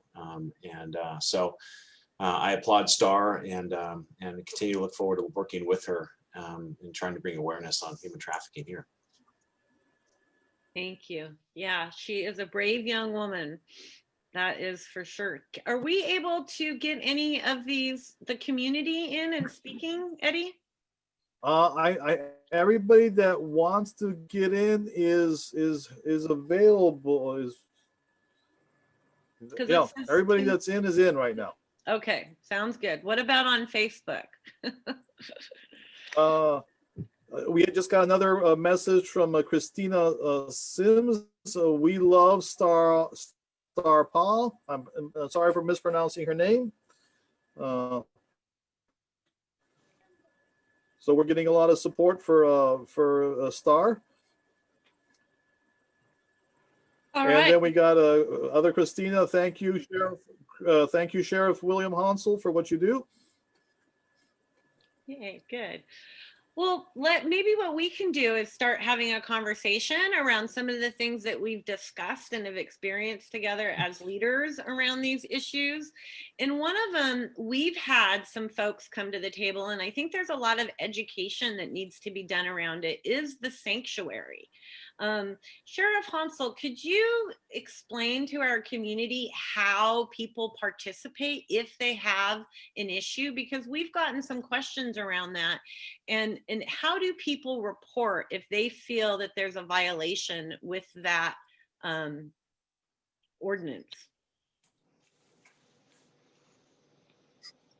So the ordinance essentially is prevents law enforcement from working with ICE on their mission, and that would be to find people that are undocumented here in our community and arresting them for those violations of federal law.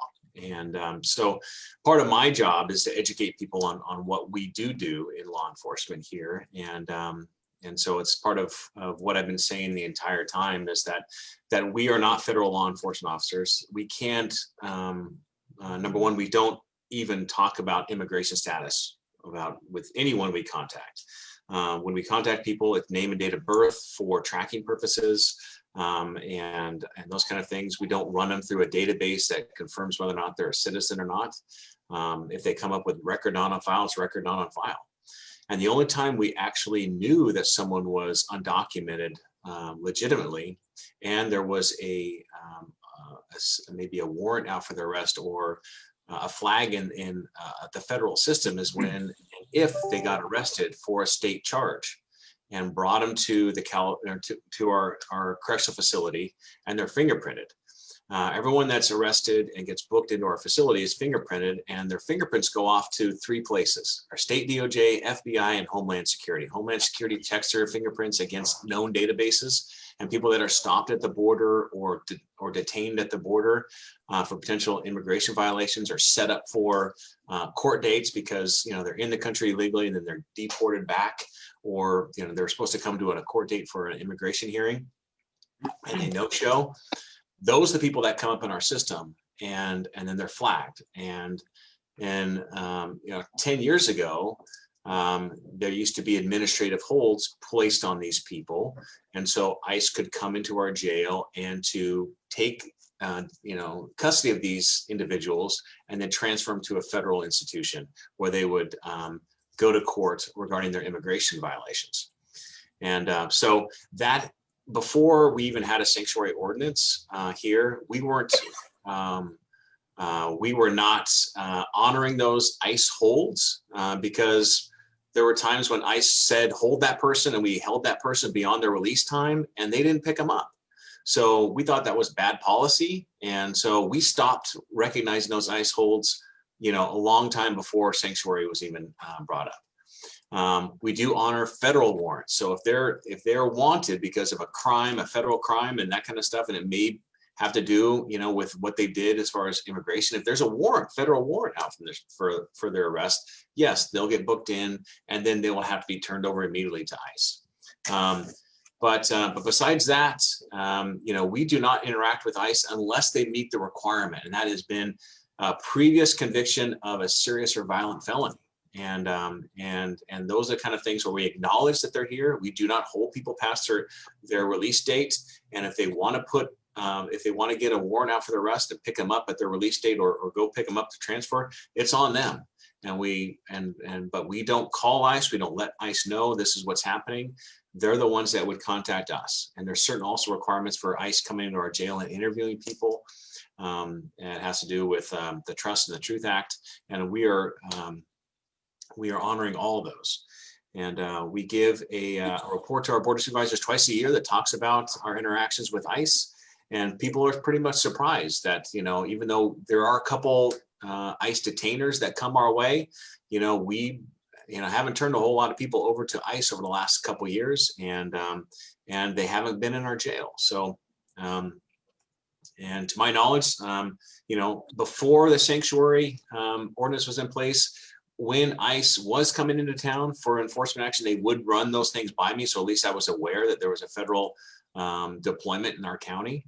They won't do that now. And so sometimes when people get alarmed because they believe ICE is in town, before the sanctuary ordinance, they used to call me and I was to be able to verify that that was the case or verify it was a rumor. There's a lot of rumors going around. And I've been able to basically quell those rumors, but now there's not any of those. We don't really interact anymore, and so they don't run their operations by me. So anyway, long-winded, but I gave a little overview of what how the sanctuary ordinance kind of interacts with the sheriff's office. Well, I appreciate that, because as a commission, we were initially concerned because we're tasked to investigate and that, and we haven't had any complaints against any of the bodies, and we really appreciate that. And I also appreciate the explanation of that communication and lack of communication now with the federal government, because there was some talk about all that, and you just clarified a lot of that. Does anyone else on the panel have any comments that they'd like to discuss around sanctuary? No? All right. Eddie, do we have any more comments on Facebook, or we can move on to another subject, or any of our community members here wish to speak? I can't hear you, Eddie. Sorry. Yeah, no, I'm looking at Facebook and I'm looking at our chat, and everything is blank right now. All right. Well, we've got people watching. I guess we're doing okay so far. We do have people watching. Yeah, that's great. Virginia, I really appreciated at the Board of Supervisors meeting this week, you guys touched on homelessness, and we just had Nezzy present to us. And this month is Homelessness Memorial Month on December 22nd. And, COVID has really impacted our community, and we're getting ready to start discussing it again. You grew up here, and we've both seen a lot of change in the past few years. Can you talk as a someone who grew up here, and you had a lot to say, which I really appreciated, and you've been doing a lot of research around it. And I would love to hear more about some ideas you have of how because we do have a lot of people focused on it, but the numbers are, COVID is impacting us, but still before COVID, our numbers really were getting large. Could you speak on that a little bit? Well, I'll do my best. It's interesting. I got a call. The governor has a team that is reaching out to local communities because they really want to have a better presence in, in your local community or our local communities. And they were asking me the questions about, what are the biggest issues? What were the biggest issues before COVID? Excuse me, got a message on top of your head. And it was like, I couldn't see you. And of course, top of my mind, homeless, mental health, and addiction. I mean, those are three things that I think are all very closely related. But yeah, it's like the challenge has changed a bit. COVID has added a whole different level of, in some ways, this sounds awful, but in some ways it had helped. There was dollars that came through for the room key and home key and the different programs. But it's still, it still doesn't touch enough of the homelessness. And then what I'm hearing in other communities is now what happens, it doesn't necessarily provide a permanent place for people. So these people are having to go back out on the streets. And, I haven't heard that locally, but it gave me concern this morning when I started thinking, it's like, well, shoot, when is this thing ever going to end? And we have all these measures in place, but they're not going to be enough. Sheriff Honsal knows I've been having a lot of challenges with folks facing eviction. And that is actually a really huge concern, because not only you've got the homeless on the street who some of them, how do I say it, may not be wanting to take advantage of some of the programs. Some may not qualify for the programs. And then we may have a group of people ending up on the street that are just kind of, there because they have now actually going through the eviction process. And so to me, that's a whole nother level of homelessness issues that I see. Senior homeless is a real problematic one for me, trying to help folks, but so I'm not sure if I'm answering your questions other than, while we make gains, we've got some new projects happening. There's so many more people that are undetected and unhelpable. Because not necessarily because they don't want to help, but some don't. But we don't always have the right kind of help that we can offer. What the county can offer is really specific to specific types of individuals, whether it's women and children or, families with children, there's all these pockets, but there's a whole bunch of folks out there that I don't think have the appropriate resources to help. And then part of that again goes with the mental health and the addiction, because a lot of people, are struggling with even wanting to, move forward because their life is just so embroiled in is like the triple, I don't know, it's just like a mess. And I wish I had a better way to put it, but I sit here and I talk with others saying, what are we doing? How can we do it differently? And I find that in most communities, we're actually probably doing just as well as others are, but I'm constantly looking, it's like, what else can we do? And so I think that is something where the conversation is going to be always there to some extent. But I am hopeful that once part of 2021 is over, we will have made a bigger dent. And, we do have a lot of units coming on board, and that's part of it, is finding the actual units. And, we have to also be more creative, I think. And I think there's been a real reluctance on being creative in some ways, but it's an issue that's not easily solvable. And I just think we need to keep working on it. So, but I'm curious with Lele, with you mentioning that, what is the human rights group doing right now that they're seeing? I know you said you talked to Nezi, or you heard from AHA. I'm just curious what other things you guys are seeing that maybe is not getting to the level of the board for discussion. In homelessness particularly, or just in a broader conversation? Let's say I'm homelessness in particular. Thank you. That's easier. Yeah. Let's see. As a commissioner, I would say that more is has been brought to you in the past couple of years than to us as a board of supervisor. However, we've gotten a lot of advocates. Vernon Marshall, who received an award this week, I think it was this week, or You're talking about Vernon Price, right? Vernon Price, yes. Okay, good. I was saying, Vernon Marshall. Wait a second. Vernon Price. There's been a lot of information.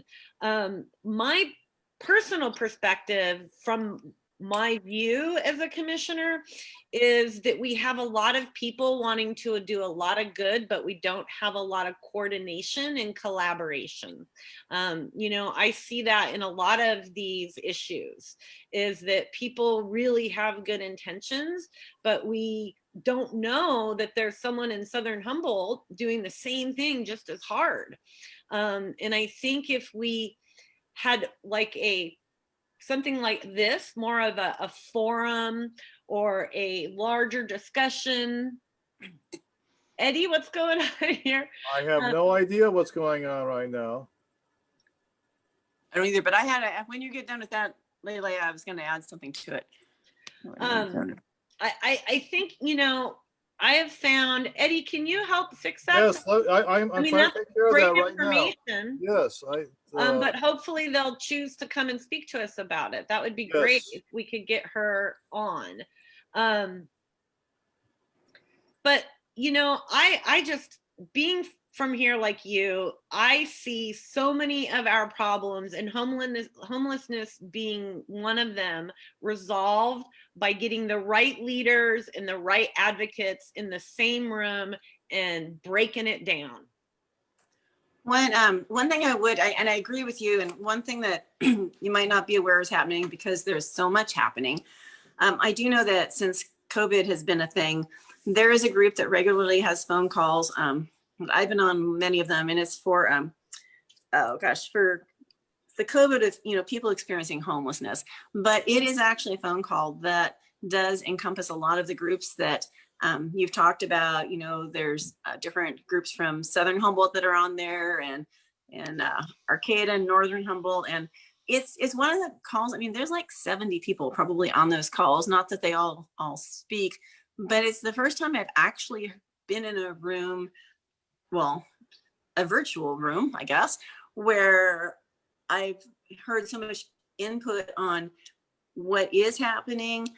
And I do think it's been helpful for their coordination in that respect. I mean, obviously that is mostly just COVID related with homelessness, and it's been kind of, a little stilted in that direction. But I think it could be used in the future, assuming we move forward from COVID, to actually increase the coordination level and conversation. So well, maybe you could help us get invited to that conversation. Well, I can do my best. That would be great. I'll make a star next to that. Thank you.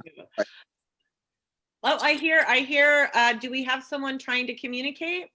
It's Lisa. Oh, hi, Lisa. We lost your video. Okay. All right, you can still talk, although we like looking at you. I don't know why it's not doing it, but anyway, I will say that I just want to share something that I did do kind of on my own, and I thought it would be good for this discussion because I'm familiar with how healthcare systems work, and when you triage people, you kind of figure out what direction they need to go. And I had the opportunity in LA County to see their homeless facility there that was extremely successful. And what was great about it is that they did three things. They assessed the health of a person first. So they had a clinic relationship that they partnered with, and they were able to kind of find out what was going on with this person, because sometimes if they have a mental disorder, that's a whole separate issue. But sometimes people just are down and out and hit, really a really bad experience. And now it's happening all over the place with people not having an income and all these other things. So we have a houseless community too, that have turned into homelessness. But the other part was they assess whether or not these people can read and have just basic functionality of being able to read and count and just your standard ability just to interact and generate a revenue and read and write. The other thing is what kind of like employment skills do they have? And then they partnered with the education system in that area and started to put the system together. There are homeless people on the street because it's really about a choice, right? There is all around this facility, anybody had a choice to walk through those doors, and not only walk through the doors, but you have to actually remain in that system in order to come out the other side. And what I liked about it is, the goal is to help create people to have become productive citizens in a community where they're thriving. And if that isn't a goal in itself, then we're missing, part of, I think, some of the it's almost like, we have to dial in the settings of what we're really up to.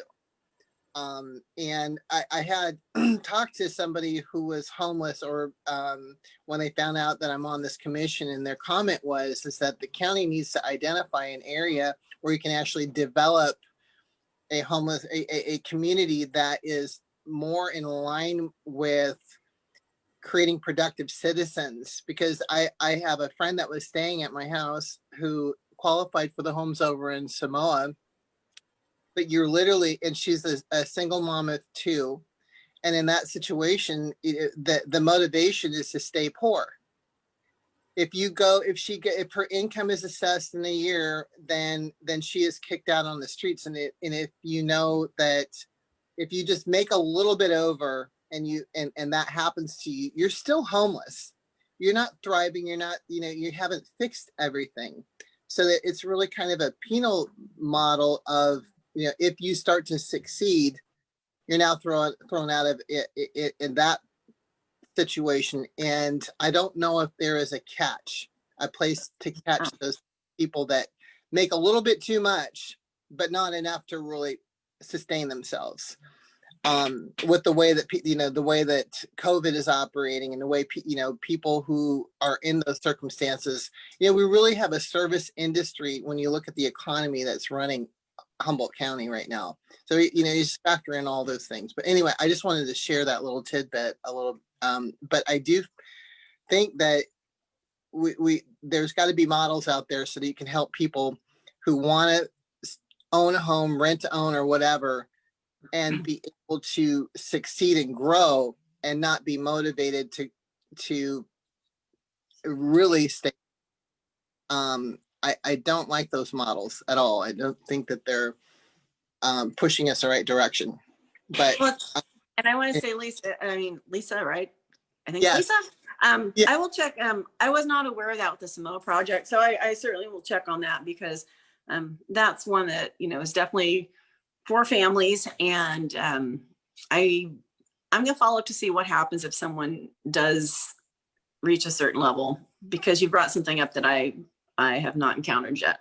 So yeah, it's really a beautiful place, and but it doesn't seem to be very communal. And I think it could have hit a lot of other marks of, can they be a community that sustains themselves with gardens and other things, with maybe it would be just a lot of other eco-groovy things that could be more incorporated into the whole thought process. Well, and I know this is what we're all here to talk about, but I think that one too, they still have 4 buildings to do, and they're going to have a beautiful community center for everyone. And so I wouldn't say that all hope is lost for what you're thinking. I think, in the grand scheme of things, it's a huge project over there on the peninsula, and it's going to go through some growing pains on how does this work. But I think they're all good discussions, and it might already be happening. I'll see if I can dig up more stuff for you. So. So the project I think that you're referring to, Virginia, actually, I know a woman who I am, I'm a single disabled mom. So I am in exactly that category of instability. And that Danco project, or that project across the bay, I know a woman who was able to get in there in 2 weeks, who was in a really bad situation. And I'm looking forward to checking it out more for myself as well. But it sounds like, Lisa, a lot of what you were talking about, just from being a prospective person for that community, is along the lines with that. And I'm excited that we're moving in that direction with that project. So Eddie, we have some input here. Would you like to help us navigate?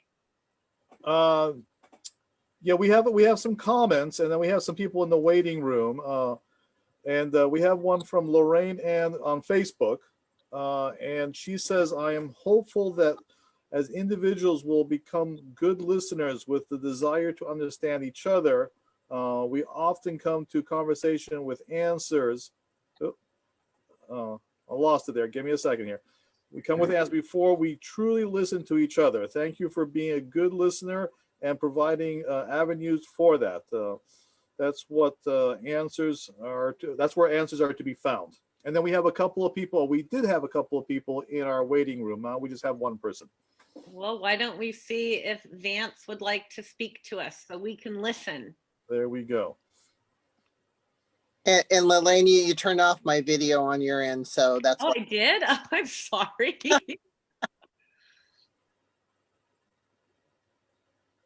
I don't know how to change Yeah, that. I'll take care of it. I'll take care of it. I was Thank you, wondering Eddie. why that happened. Hi, Vance. Can you hear us? No, I can't hear you. Hi, Vance. We can hear you now. Can you hear us? I can't hear you. You can't hear me? Exactly. Would you like to make any comments or share anything with us today? Yeah. Yes. Yes. So there's a registered sex offender who lives on 13812 Appaloosa Court. Again, that's 13812 Appaloosa Court. He's a sex offender. A registered one. His name is Abdul Malik. He's a registered sex offender. You're on mute, bitch. Bitch, you're on mute.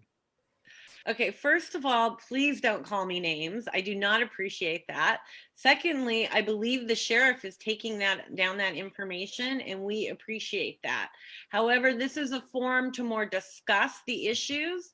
And so please call 911 and report that. We would very much appreciate it. All right, do we have somebody else, Eddie? Yes. We have. Wow. Well, Wow. yes, and things like this are going to happen, and It's the you know, nature of the work. the nature of the works, and we give them a chance to speak. And okay, we have Kark Johnson that would like to come in. I don't know what he's going to say, and Abdul Malik also would like to join, I believe. Okay, let's invite Clark Johannesson in. He was here first. Yes. Hello, Clark. Thank you for joining us. Oh, give him a second. Oh, There you go. Go for it.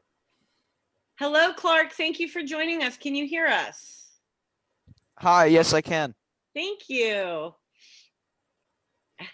Oh, we lost him. Clark, He muted himself. would you like to speak to the panel? Abdul Malik raped my asshole.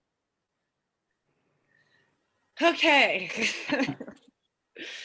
We're going to have to figure out how to do better with that, Eddie, because that's not okay. All right. Clark, would you like to speak to the commission, to the panel? No, thanks. Okay. Well, thank you for participating and joining us. And it looks like we have someone, their audio issues aren't working. Whoever that is whose audio issues aren't working, you could text your questions or your conversation in the chat box, or you could do that online on Facebook, on the public page. Yeah, sometimes it's a connectivity when somebody is doing something. It takes us a few seconds to get to put people in waiting rooms and other places. So please, the panel, be patient. Okay. Thank you, Eddie, for doing your best to get us through this safely. Well, you know, another issue that's on our agenda that we as a commission have gotten probably the most emails that I've received as a commissioner on a subject matter, and that is the racism issue. And we just had the ACLU report come out. And, you know, we as a commission we have a lot of Native American, and we just brought in more young, diverse energy.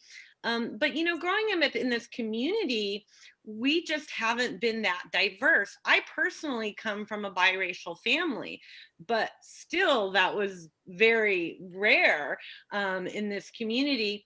Yet I didn't personally receive any oppression. I have seen it. And I was surprised in 2020 to have as much information coming out around that I didn't understand quite where we were at in this conversation. Lisa, I saw you moving in the back there. Do you have anything you would like to participate on this subject matter? Well,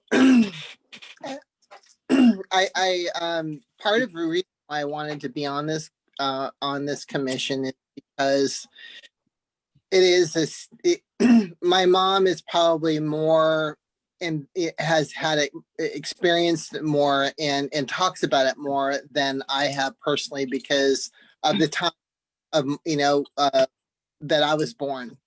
She was born in a time where she couldn't her family couldn't even buy a house because they were native. So you can't even buy a residence, because white people won't sell it to Indians. Those are the things that we've had. You've got stories of Indian Island and, the I would say that what we would consider pillars in our community were the oppressors and the people that were involved in a lot of the things that happened here. And so having some reconciliation, like you saw at Indian Island with the Wiyot tribe and things like that, I feel like these are some good steps, and I think if we start to eradicate some of the systemic things that have been ongoing, because, and I don't know the statistics here, but I've heard that minorities and Native Americans are very high on the list of people that do get arrested that have, things that happen to them in the law enforcement area and or some of the issues that were brought to my attention when I attended a rally on my own. I'm just looking because we've had murdered and missing natives, not even just women, it's just natives, where families are saying that they're not getting investigated the way that they would in other circumstances. And the things that I can say that have been brought to my attention, and I hope that that together we can start looking into these things and start solving them so we can move on and heal together as a collective body, but kind of see where the breakdowns are overall and start nailing these things, because it's like I don't want to be in a world where this continues on. I really don't. I'm not here to roll up my sleeves for that, other than to just try to find ways to correct it, because I don't feel like stepping over it is the right thing either. I don't think like, oh, I'm sorry that happened to you. Well, if we don't correct it inside of our systems, then sorry doesn't mean anything because it just continues to happen. So I think we need to watch for those things. Thank you, Lisa. Anyone else wish to speak on this subject matter? I would just like to say that as a white woman, a privileged white woman in this community, and growing up, going to school on a native reservation, that I have seen the disparity between the two, and I think it goes back to what we were talking about on the earlier session, and we touched on with some of the other subject matters. And really, for me, when we're talking about humanity wellness, which is what human rights are meant to do, or support humanity wellness, it's really about the wellness of the community, the emotional, the economical, and the physical wellness of that community. And when you start from there, we discover that all of us come to the same table and the same page and want the same things. It's getting us all to have that conversation first, right? That we really need to, as Sheriff Honsal was saying earlier, create that trust so that we all feel safe coming to the table, having those hard conversations with each other. And the more we build that, the more we're going to have a stronger community. But in order for us as leaders to build that kind of trust, we really need our community to participate and communicate with us. And like you said, Lisa, earlier, come to the table with solutions for us to help support them on. Hi, Eddie, you have some more feedback, it sounds like, on Facebook. Yeah, you want to take a look at that? Here, I'm having some tech. We have some questions here.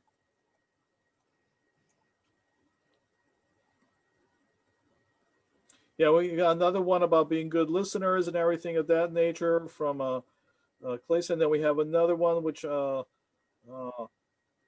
don't. Yeah, so I'll email you any other questions that we get real quick for now. Let me just work on this one. The question that I see in my box? Yes. Okay, got it. We'll hold off on that for a minute. All right. One other thing too, I know from the tribal perspective is that working with law enforcement in our court systems so that we can, we can triage from there, some of the issues, because we do have some infrastructure from our clinic base to support our natives. And, but if we can work hand in hand with law enforcement and the court systems, along with our healthcare, whoops, somebody called in. That happens. Along with law enforcement and our court systems, I think that in our healthcare facilities, I think because that's really kind of like in even the education systems, collectively working together as a team kind of reminds me, when you have kids and they all come to different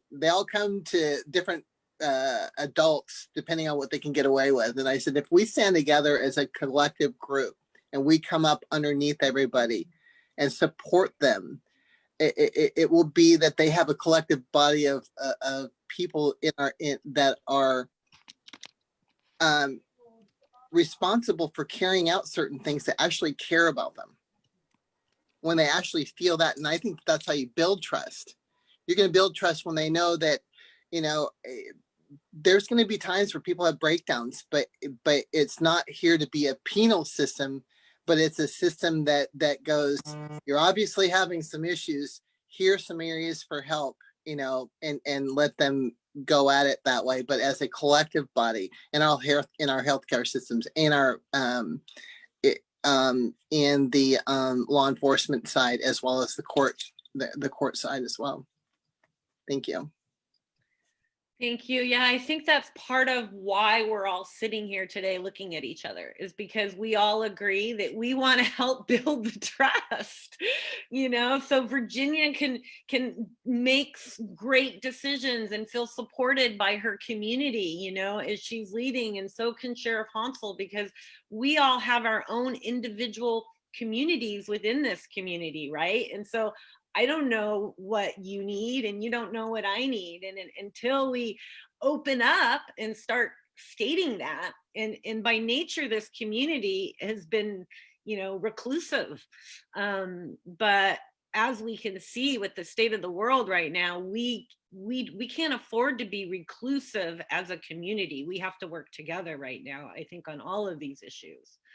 Sheriff Honsal, I'm curious as to, with the issue of racism in our community, law enforcement is kind of always at the top of that conversation, right? And I read you mentioned that, that you were doing some education and some compassion work and things like that. Can you touch on what some of the changes in the past year, what have motivated some things for you in all this awareness that's being brought into the community? Well, it's something that we've been working on for many, many years, building trust. And that's not something that just came because of the tragedy of George Floyd. And so it is something that within our community, I'm proud of where we are. It's something, again, like we talked about before, it's something that we always have to work on, right? And again, we're not going to always agree with everyone that we contact, but it's getting through those tough conversations. And a lot of times it has to do with just communication. Take the time to communicate, take the time to listen, and be quick to listen, slow to react sometimes. And there's times when we do get to do that. There's times when we do get to de-escalate a situation and to walk away from the situation as opposed to, engaging something. And there's times where we have to engage, we have to intervene. De-escalation training is going on. That is something that we've been doing for a while. We're going to continue to do that. Crisis intervention training. Like I said before, we meet people at their worst days every day, if you can imagine that, right? And so, everyone is capable of having an emotional breakdown or a mental breakdown, and oftentimes we get the call because of it, whether they're maybe a juvenile, an adult, or a senior citizen. It's like we get there sometimes on someone's worst day, and so we have to have the ability to navigate that and properly de-escalate someone in a situation. But like I said, de-escalation takes it takes two people. It takes both parties to be willing to de-escalate. And so we have to prepare both ways. And I think that's where people have to understand law enforcement. We're in a tough position because we're there to make sure that we keep the peace, and we were there to make sure that people are safe and to enforce the law. So oftentimes we don't create the situation. The situation's created, and we have to come in and attempt to be the remedy. And so it's a difficult situation. So we recognize that ongoing training is what needs to happen. More tools in our tool chest need to happen. More community collaboration needs to happen. And like I talked about before, due process is there may be a time where we don't do it right, or the perception is we don't do it right. The worst thing that our community can do is, instantly riot or, demand instant justice or something like that. That there is due process. And I think if people trust our law enforcement, trust things like the grand jury, trust people like Human Rights Commission, that they're going to look into things, that people will get their answers. And it may be in time, but that's the beauty of living in America and living in a civil society, is that we don't want instant justice, right? We can't have that. There is due process that has to happen. And I think we have to all realize that and allow that process to happen in order for us to be civil in society. So that's something that I think we're continually work on. Implicit bias training, is something as well that we have started and continuously do here.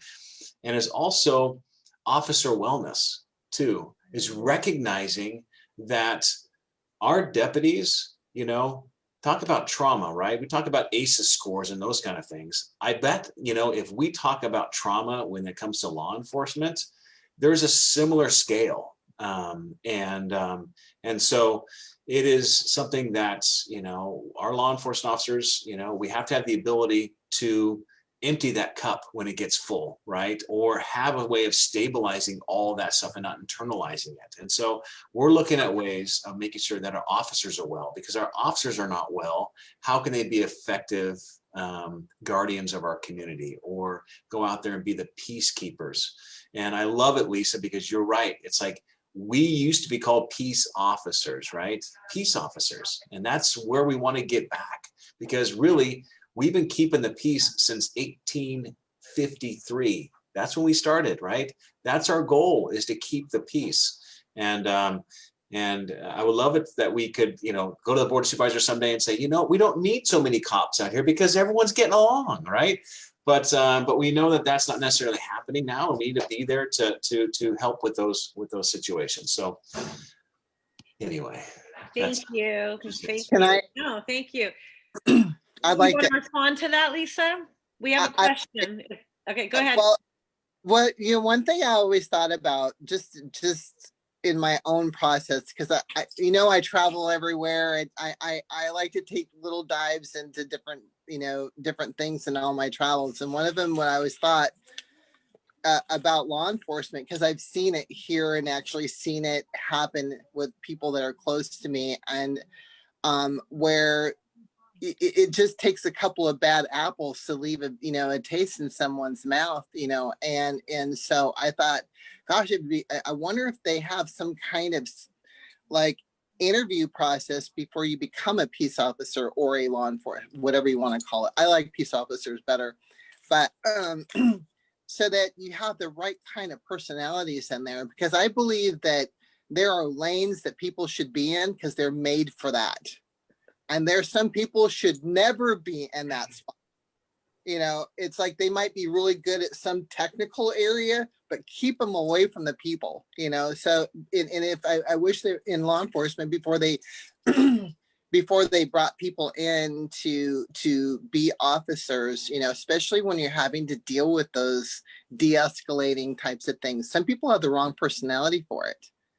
And they are quick to judge, and they're, and that's what has, I mean, we've seen it, and we've had to go to bat for people, in our, to protect people from, people that they just should never be there, and how to weed those kind of people out. It would be some kind of a screening process or whatever, because that would be great. I wish we had something more like that, because we use it even in service industries. because we are facing the, if you want trust, it's about developing a relationship with your community, right? And you can't develop that relationship when you have people that are being adversarial to people. And so if we can, I would like to see more done in that particular area of screening and having a good process. But I love all the training you guys are getting. I'm really happy to hear that. So kudos to you guys on that area. Sheriff Honsal, do you want to respond a little bit to that screening process? I do, yeah, thank you. So yeah, it is in California, we do have we're required by the California Office of Police Officer Standards to actually, do an extensive background. That background, covers essentially everyone from when they're 18 years old all the way up to when their application. So it's required to dive into all the past residences, relationships, jobs. It's a very extensive background. And if they meet all the required job dimensions from our police officer standards and training, then a job offer is made, and then we give them a lie detector test to confirm that they've told us the truth on all those things. And if they pass that, we give them a psychological examination and then a medical examination, including a drug test. So, it turns out that, out of 100 applicants, let's say that just apply for the job, we may only get 5 people that actually pass the test, the written test, the oral test, and the background process. And that's, and then to put the academy on top of that, that number drops to 3, to 2.5 to 3, essentially, out of 100 will pass the academy because there's that much, of a requirement to make sure that we get the right fit. Because I completely agree with you, Lisa. Now, these are California standards. These are the standards across the United States are totally different. So when we talk about a federal reform of police officer standards, California really leads the way. And I would push, the rest of the states to adopt standards of California in regards to police. Now, there's a talk recently about upping the education, maybe upping the minimum age of law enforcement. I don't think the age necessarily is an issue. Education, I believe it needs to be a part of law enforcement because as of right now, essentially is you need a GED and that's pretty much it. And this is not a trade, right? This is not a trade where you get a certificate. This is a profession that we're dealing with, a lot of different facets of the job. Oftentimes we have to be counselors. We have to be, we have to go into situations and have clairvoyance essentially to mitigate what may be happening. We have to be excellent report writers. We have to testify in court. We have to be experts in so many different areas that it's something that we need to make sure that it is recognized as a profession.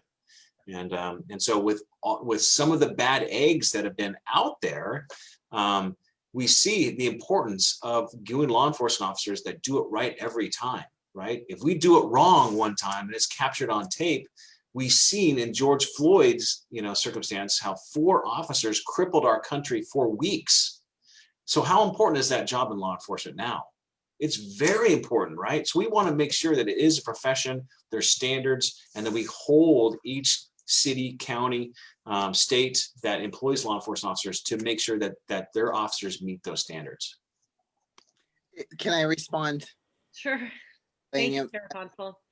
Thank you so much. And I'm glad to hear that. I don't know how long that's been going, but we certainly have had run-ins with law enforcement on the reservations which I'm hoping to see more cultural, I would say cultural sensitivity. But when that came up in my mind, I was reminded of a story that my mom told of a guy who used to have they call it, I guess in your lingo, the beat, which would be the guys walking around on the streets. And those guys were instrumental in getting to know the local community and the area that they covered. And so because they had those relationships and ties to the people with one-on-one connectivity, they really had a good rapport with the people in that I guess in that community. But once they went from walking the beat to driving, it completely disconnected them. and they started to have more and more problems. And I'm just telling you that from something from an old timer who saw it happen, you know, because sometimes we think we're making improvements when we really need to get to know the people. That is how we bridge these gaps, is just taking time and build. How do you build communities? You know, I was listening to, I even struggle with here on the reservations too, because it is not how we were before. We've become a disconnected society in even on our reservations to some degree. And back when because I'm involved in our ceremonies, that is the communal environment where we encompass and we bring people, and the people that have sickness, they can bring that, where we just focus on healing people. And the more we connect with one another, that is where we have success. People feeling like somebody cares, somebody's listening, and having these kinds of conversations is just the start. So Liliana and whoever, and thank you for the Board of Supervisors for even allowing us to have this space right now, because I think this is maybe part to having, to getting and bridging those gaps, getting to know our community and really finding out what's happening and coming up with real solutions collectively. Because I really want to have more dialogue with all the brainiacs in our community that have already, you know, I mean, we have a lot of people, retired people that have been in the trenches. I love to hear what they have to say. I'd like to hear what was success. So that whole story about the beat and having a community come together, you know, block parties, where are those? We don't even have block parties. We don't even know our neighbors. So it's building that. Thank you. Thank you, Lisa. So we have a question for Sheriff Honsal that has come in. And someone is wondering if you're getting any help or information on coordinating with missing and murdered Indigenous people from the federal government. So the FBI has always been a good partner. Locally, we have really, really good agents that are engaged in our local communities, and they're very attentive to what is going on tribal land. As we know, we have you know, the biggest role, which is Yurok tribe. We have Humboldt with the biggest land, tribal land in California. So being Public Law 280, the sheriff does have jurisdiction on tribal land as far as state crimes goes, but there is definitely a federal nexus, being a sovereign nation and tribal land, and so what we're doing is we're working with our federal partners when necessary, and so they take an active, engaging role in some of these investigations and some of these cold cases as well. And looking at it, you know, one thing that I think is imperative is what Lisa's already touched on several times, and what we've talked about here is trust.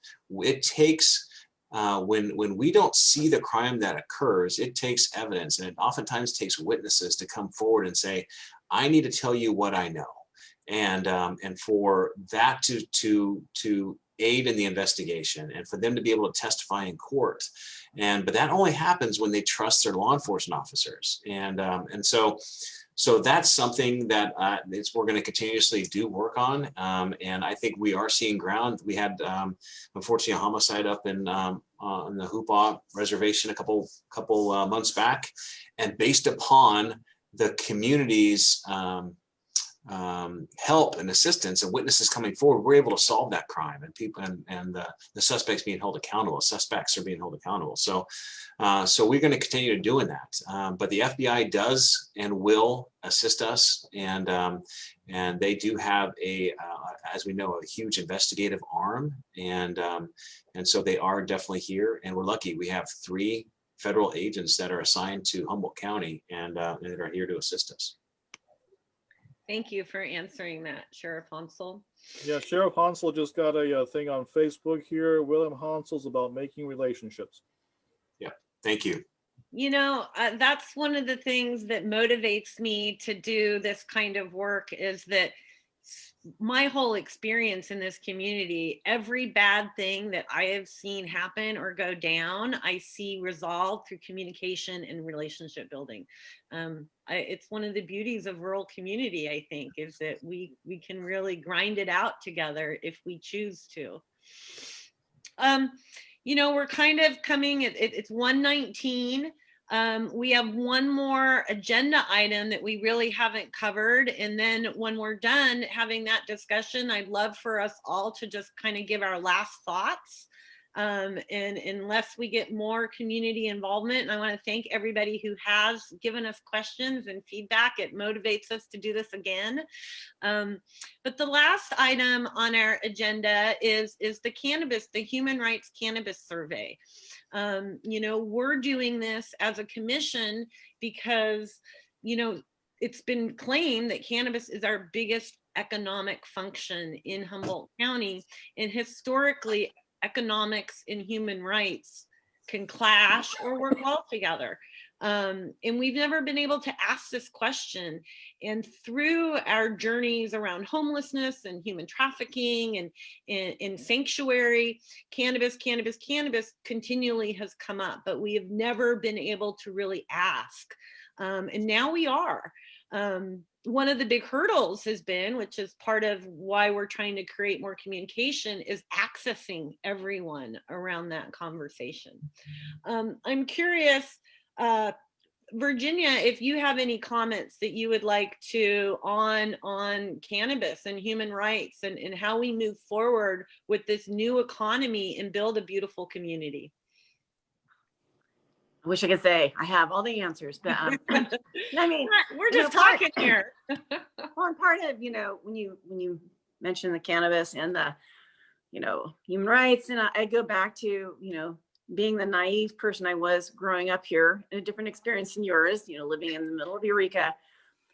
I really did not know, you know, how widespread, you know, human trafficking and how connected it was to cannabis. And I didn't even actually find out here. I actually found out when I went to a, I think it was a rural counties summit. And so, you know, I'm still like stuck around that going, you know, I'd like to think that has abated somewhat, because I think it makes it hard for me to even answer the question, because my brain is still going. It's like, I don't know. I'm having a hard time figuring out how do those two go together now, because there's been such a, like this underbelly that's existed. So I don't even know how to answer the question other than, you know, I'm, as you said, here to listen. And I'm sure there are ways forward. I just, I don't really know how to respond, to tell you the truth. Well, I actually appreciate that, because even with all my experience in this industry, I don't either. You know, it's why we're asking the question is because we've never really had our whole community come together and state it. And we're really hoping to get diverse opinions so we can, you know, is cannabis impacting homelessness? You know, some people believe it is because of the trimming population. You brought up human trafficking. Frankly, when I first started on the journey around human trafficking, I really expected cannabis to be a large part of that conversation. It turned out to be much more complex than that. However, that being said, you know, with transition, lines blur, right? And I imagine that we have a lot of blurry lines in even understanding how human trafficking impacted the cannabis industry, and how with new laws we need to change so it doesn't impact the new legal industry. Lisa, do you have any comments, or Sheriff Honsal around the survey?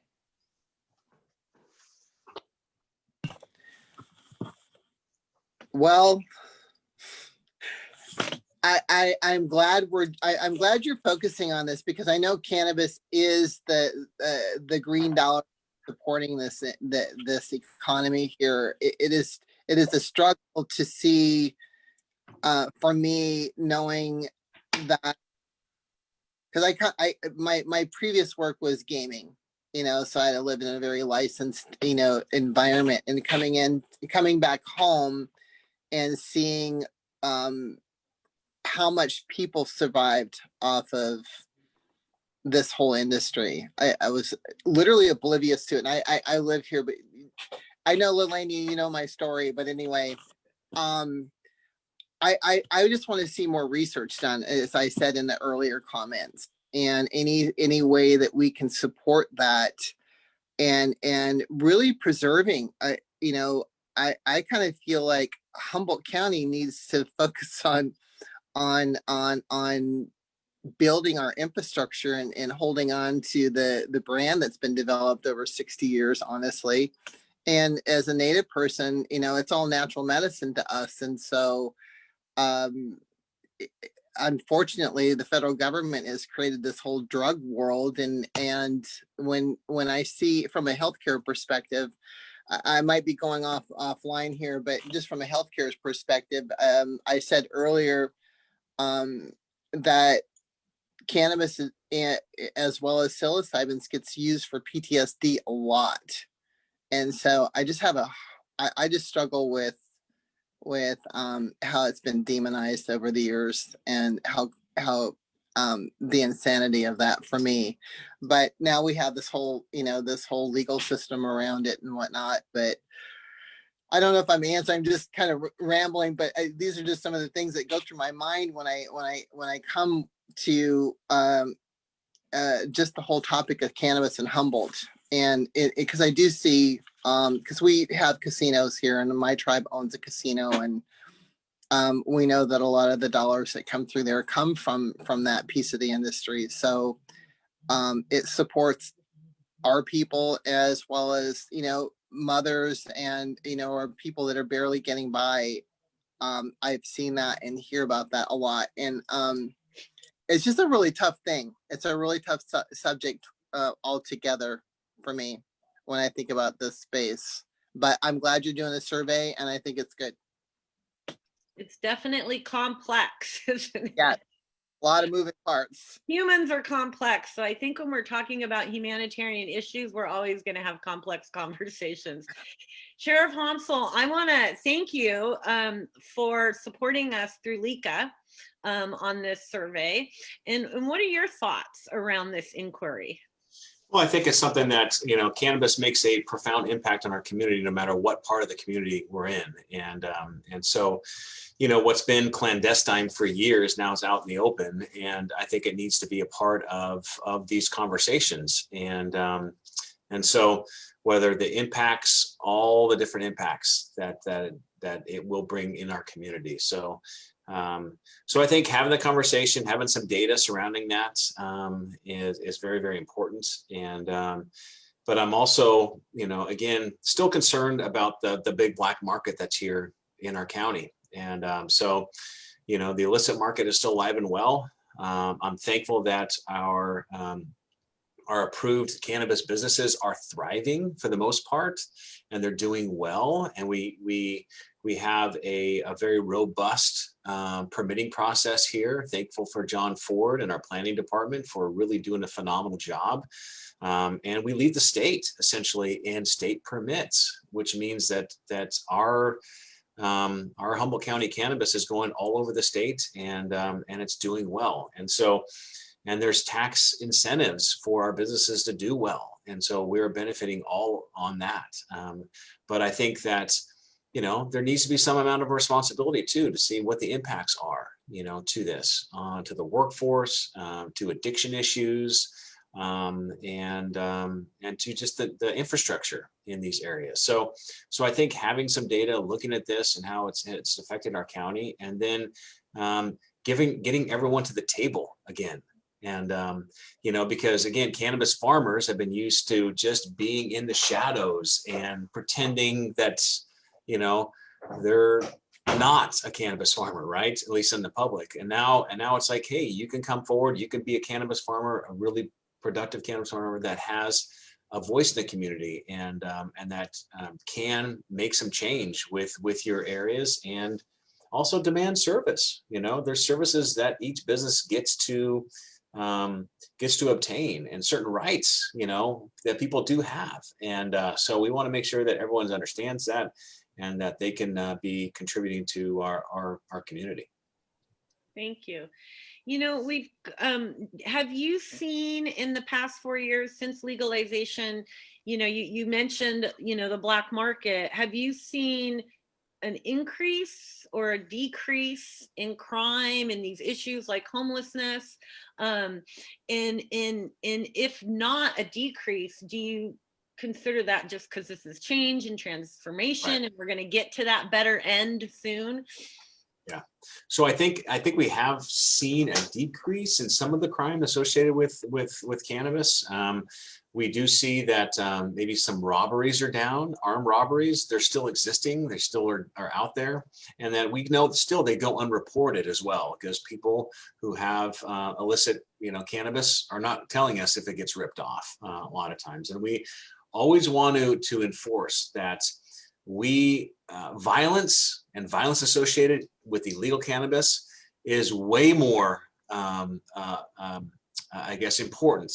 And oftentimes, yes, we will ignore the fact that they're growing illegally because we don't want violent crime in our county. And so we want people to come forward, even if they're an illegal cannabis farmer, and tell us that they got ripped off, robbed, beaten, all those things associated with it, because we want to put a stop to that. We want to hold those people accountable. And we've done it in the past with the district attorney's office, and a successful prosecution where people are in state prison for the violence that occurred on an illegal cannabis farm. And so I think that's important to also talk about. Liliana. Yes, Lisa. Yeah, I want to also address something. When cannabis became a topic in Indian country back in 2014, I started to dig into it. And one of the first things I noticed in Humboldt County is the lack of acumen, just on the business side, and the challenges that people had just trying to be able to afford the process of going from black market to white market. Those are some of the issues that I heard.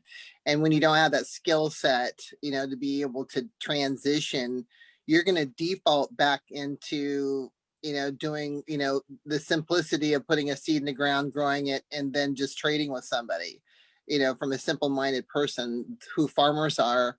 So farmers just farm, but then you put this complex process of going into a licensed model.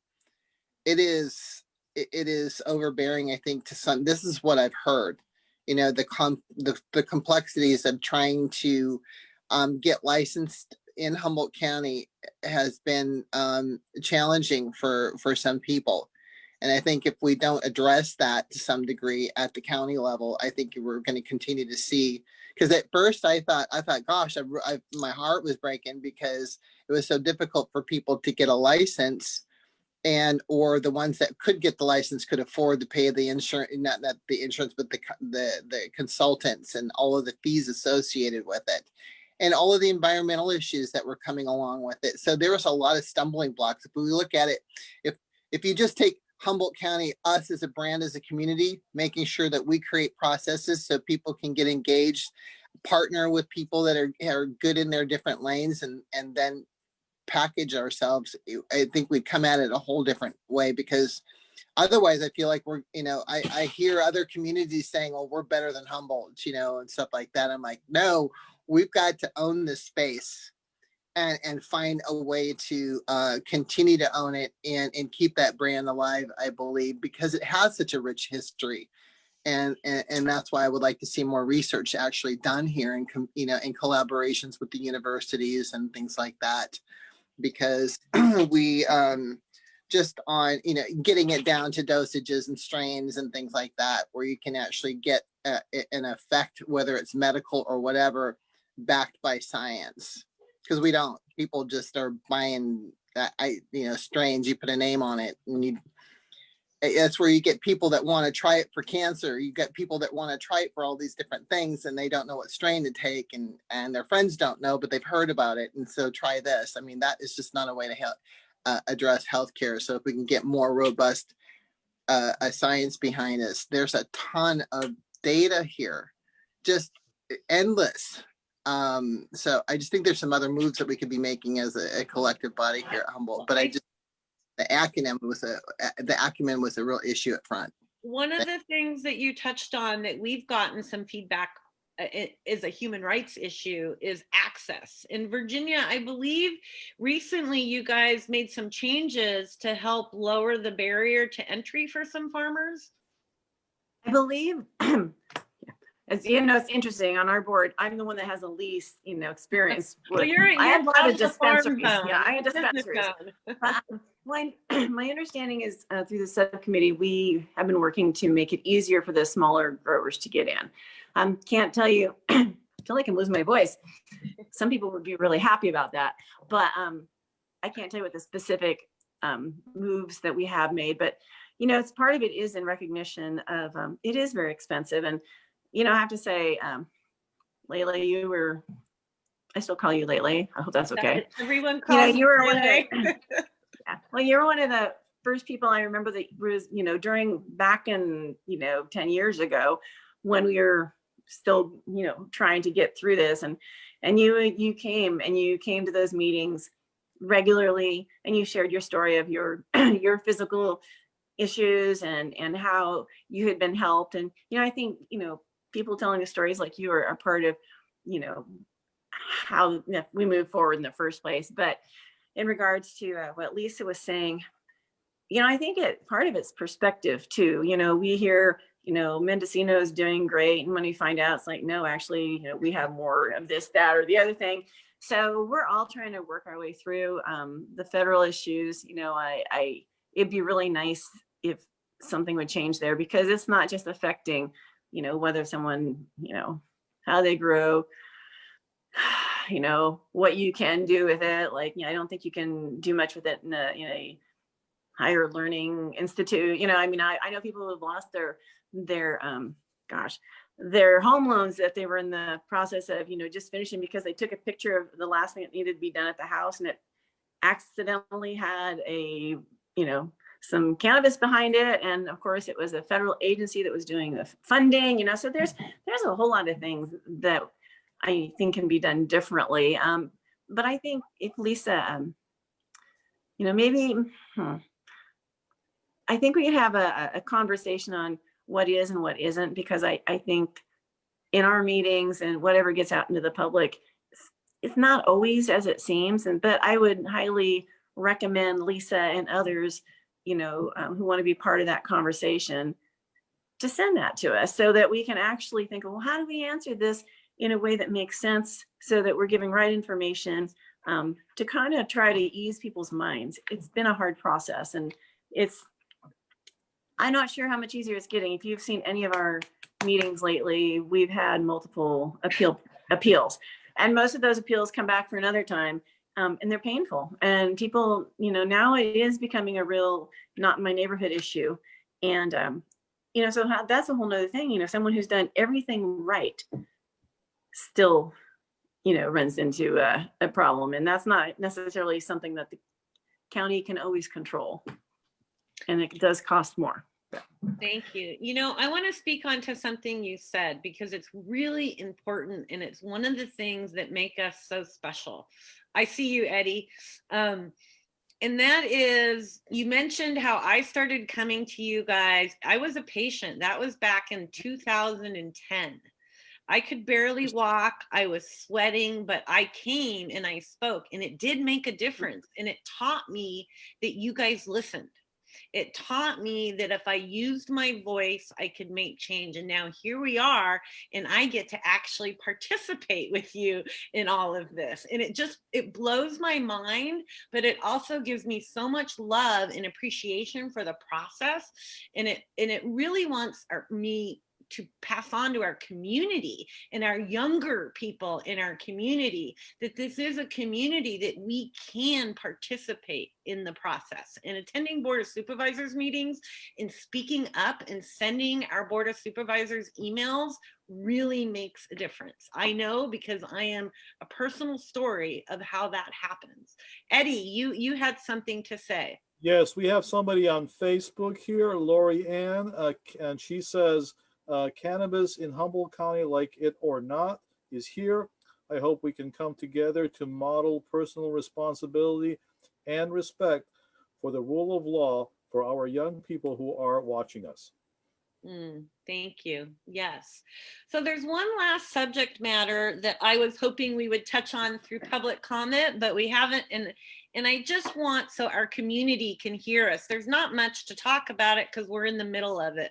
But COVID, you know, at the Board of Supervisors meeting this week, Sheriff Honsal, you mentioned, you know, or I think it was actually Supervisor Madrone mentioned, you know, about masks and human rights and violence. And we've gotten a few emails around that. And I, as really, I love human rights, but it's very difficult for me to understand safety for one person and freedom for another person. And we're in the middle of this trying to figure it out. I know no one's going to have the answers for this right now because we are literally in a brand, it's kind of like cannabis. It's a brand new experience. How can we navigate this better as a community in caring and respecting each other's humanity? I know you said, you asked, okay, I want to chime in after he does. Okay. Sure. I hope you all do. Right. So, you know, when it comes to, you know, individual rights and those things, it's, you know, yeah, it's someone can not wear a mask in their own home. That's your home, it's your castle. And then when you decide to go out into public, you know, we're asking you, when you don't have that ability to distance, that you wear that facial covering, and that's important. And now businesses are required, you know, if you're going to enter a business, to wear a facial covering, and you do so just like you would by wearing shoes in a business. Okay, it protects yourself, it protects others, right? For disease transmission or whatnot. And so the business can do this, and it's their lawful right to ask you to wear a facial covering. If you refuse to do so, then law enforcement has to get involved. Believe me, law enforcement has way better things to do than to go and get involved in a confrontation about someone not wearing a mask, okay? So we would love to not be involved in those, but we understand that we are the enforcement arm of this thing. And so it could be a circumstance where we would have to go to a business if someone's refusing to leave, and we'll have to arrest someone for trespassing, you know, because we're refusing to leave a business. So mutual respect goes a long way. And, you know, we do a lot of things, you know, because of others, necessarily ourselves, right? And if you're a parent, you understand that completely. So, so we ask you as a community just to respect others. This is going to be a short time in our lives that this is going to happen. We need to get through this as quick as possible. Whether you argue the science or not, or data or not, does it really harm that much to wear a facial covering? As long as you don't have a medical condition, you know, wear a facial covering, and let's protect each other out there in public. I think it's just something that's just a basic, you know, human right, and this is what we should be doing in the community. I want to applaud Humboldt County because we were on the low end of things for months, and that's not because of chance. It's because we've been deliberate here in how we've approached this. And so by being smart and protecting oneself and others, I think it'll help us get through this a lot quicker. Thank you. That shoe versus mask analogy was brilliant. It just, I'm going to use that over and over again because it really is a very similar analogy. You're not allowed to wear shoes in places like that because of the spreading of germs. Supervisor Bass. Yeah, you know, I guess I'm coming from a little bit different angle, but I think what frustrates me the most is, you know, you can say mask or no mask and you're taking away my freedoms. The underlying issue is political, you know, and we are living in a time where I'm not sure when that's going to actually start getting better. It makes me actually personally saddened to see my own community going through this. I mean, I had 3 conversations yesterday with someone on why anyone who's worried about it should just stay home, you know, and I'm sitting there going, it doesn't work like that. So I think we're really divided here on this, you know, and unfortunately some of the political then has gotten into the, you know, religious freedoms. And then there's, you know, freedom to assemble and protest. And I think, you know, I think the state has now tried to pull that together that they don't really care whatever you're protesting about or go to church, you're supposed to wear a mask. But I just think, you know, down at the core, it's it's drummed up by more of a real different political philosophies that I don't think we can solve. And it just bothers me to see so much of that in my community. It's very sad, but Yeah, I think masks are a fashion statement. That's how I look at it. me too. I'm Who high needs your- risk. So I appreciate everyone wearing a mask. You know, my son needs everyone to wear a mask. And I do think I don't mind covering my face. Lisa, you had something that you wish to speak on this. Well, I think it kind of goes back to what we were talking about earlier, and that is trust. Trust in the system, trust in the science. I mean, people thinking that this whole COVID thing is, and I hear it at every level, because of the vaccines coming out, to vaccinate or to not to vaccinate, and all of that, when the vaccination isn't actually going to prevent you from getting COVID, it's just going to lessen the impact on you. So there's just so whether to mask or not to mask it, we know that just when you cough into your sleep. We've learned that from just science. And so we do that. And if COVID does spread through these particles, as the science is saying, then that's what the mask is for. So out of respect, out of somebody else, I'm protecting you when I wear a mask from my own particles, not that I'm, and I think also the challenge of our area specifically is the fact that that we are rural and we're not in the cities like LA and things like that. So and I look at countries like Sweden, or is it Denmark? I think it was Sweden is the one that didn't shut down their economy. They just did the masking and the hand sanitizing really, really well. So, and we're just a rural area, but I do respect, other people. I do wear masks, and I respect freedoms. I respect that a lot. I would fight for that, but I think that's not the right fight right now. I don't believe that is the right fight. We need to get on the other side of it because it's crushing our economy. It's crushing lives. That the side effects of the crush is harder. So, I mean, I know we're throwing a lot of things at it as a collective, world effort, and just looking at who's going to come out with the right antidote to try to figure out what's the best way to get on the other side of it as quickly as possible. But as far as wearing a mask, I wear it and hand sanitize. And I was exposed to people with COVID, but never got it because I wash my hands all the time. Eddie, did you have something you wanted to say, or do we have a question? No, we don't. Very quickly, as a business owner, totally support the mask wearing. It's really important. The last thing we want to do is call the police to come for somebody that's not wearing a mask. And it's just at the end of the day, it's a citizen issue. Are you being a good citizen? Are you doing your part to in this fight? And so I can understand the other issues, but we appreciate the support that everybody's putting into it. Well, we are almost at 2:00. We have a few more minutes, and I wanted to go through and see if you would all like to have some last comments to speak to the community before we end this amazing conversation.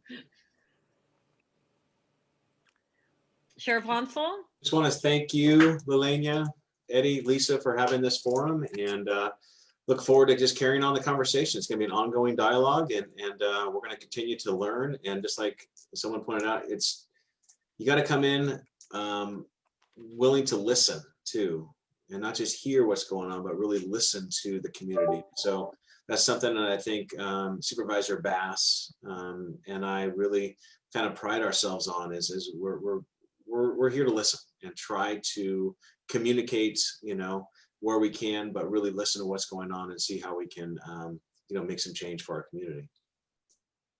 Thank you. Supervisor Bass? Yeah, I think Sheriff Honsal hit on most of the points. And part of it too is we don't have to wait to get together to have these conversations. Lisa can email me, we can get together. Well, someday we might be able to actually get together and have coffee again.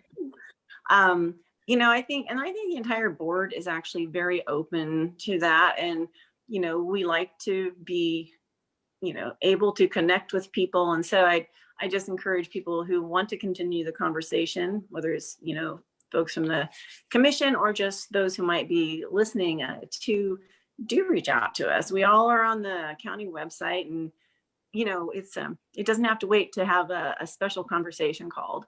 I wanted to thank you, Lele, from the standpoint you acted with such grace today when you had some really interesting input. And I think you could be a great, board chair for the supervisors, if that is ever in your like, Oh no. Yeah, you don't want to do that. And then I guess my final thing, besides the thank yous, is if you see someone who's not wearing a mask, especially if you're in a business, ask them to wear a mask. I've done that, and they're not very nice when you do it sometimes, but got to think about the other people that are in there. And Supervisor Wilson has brought up multiple times a specific location he goes where there's like one person working behind and some burly guys maybe not having masks on, and some people may be uncomfortable asking that person to put on the mask when they're behind the counter. So I say, if we all speak up and ask people to wear it, then if we have to have a similar language, and we have to all be willing to try to get people rowing in the right direction or same direction. Yeah, we have to be ready to have the hard conversation with compassion and not be afraid of it, right? We really do have to make each other accountable, but with heart. Lisa, any last words? Just thank you for your support, Liliana, and I look forward to having not only the deep conversations, but also really finding the jewels in our community that we can bring to the table with us. If they're out there, I want to find them, because we can learn so much from people out there that really want to make a difference. You don't have to have a title to make a difference. And so that's how I've transitioned from being ninja to actually being yeah. So yeah, with that, I will end it there. But I look forward to working with everybody, and anybody that wants to reach out to us, do. I use the channels that we provided, that Liliana provided to us earlier, and get involved. You don't have to sit there and wonder and think, well, they should do this and they should do that. Well, bring it to the table. You have a forum. We're opening the door, that it's here. So I love it. Thank you. And I can promise you, in Humboldt County, when you bring it, you can impact change. Eddie. I know we're at the end of the conversation, but I think it's fair. We have somebody on Facebook, Diana. She's debating the California. She says there's certain rules that are not being applied. So I think that's a conversation for another date. But I didn't want to disregard her, because she has a different opinion that's being put up here, and I think that should be respected. Can we read her opinion? Sure. Let me see. Her argument, let me see. Yes, California Playbook, page 30. Workers should avoid asking others. You guys are not taking, you're not talking about true laws. And then the other comment is small business owners are liable by law, not emotions. So she's correct. We're not talking about true laws. Part of our purpose as a Human Rights Commission is to help influence new laws and new impacts so we can move forward in a healthier way, which is why it's so valuable to get everyone's input. So greatly appreciate that input, so we can take all that into consideration. I want to thank each of you for taking time and participating, commissioners, Supervisor Bass, Sheriff Honsal. I think this is the beginning of more conversations like this, and I really appreciate the community who participated for chiming in. We're going to be doing this exact same thing with a few different commissioners and some different board of supervisors tomorrow. And it'll also be on Access Humboldt, and the afternoon session will be on KMed. So please join us then, and we look forward to seeing you then. Thank you everyone for joining us. Thank you, panel. You're all appreciated. Thank you so much. Thank you. I just wanted to. Yes, Eddie. I just wanted to finish. I was hoping I'd have a time to say something real quick besides what other people were saying. Of course. But I want to thank everybody here. And the technology affects society. It affects the way we think about things. And you have to practice technology if we're going to be successful in the future. So I want to thank everybody for going through these things and doing that practice. All right. Thank you, Eddie. And a big thanks to Access Humboldt for participating in this and helping support us, and to KMed Radio for supporting us. Have a beautiful rest of your Friday, and be safe, everyone, and well. Thank you.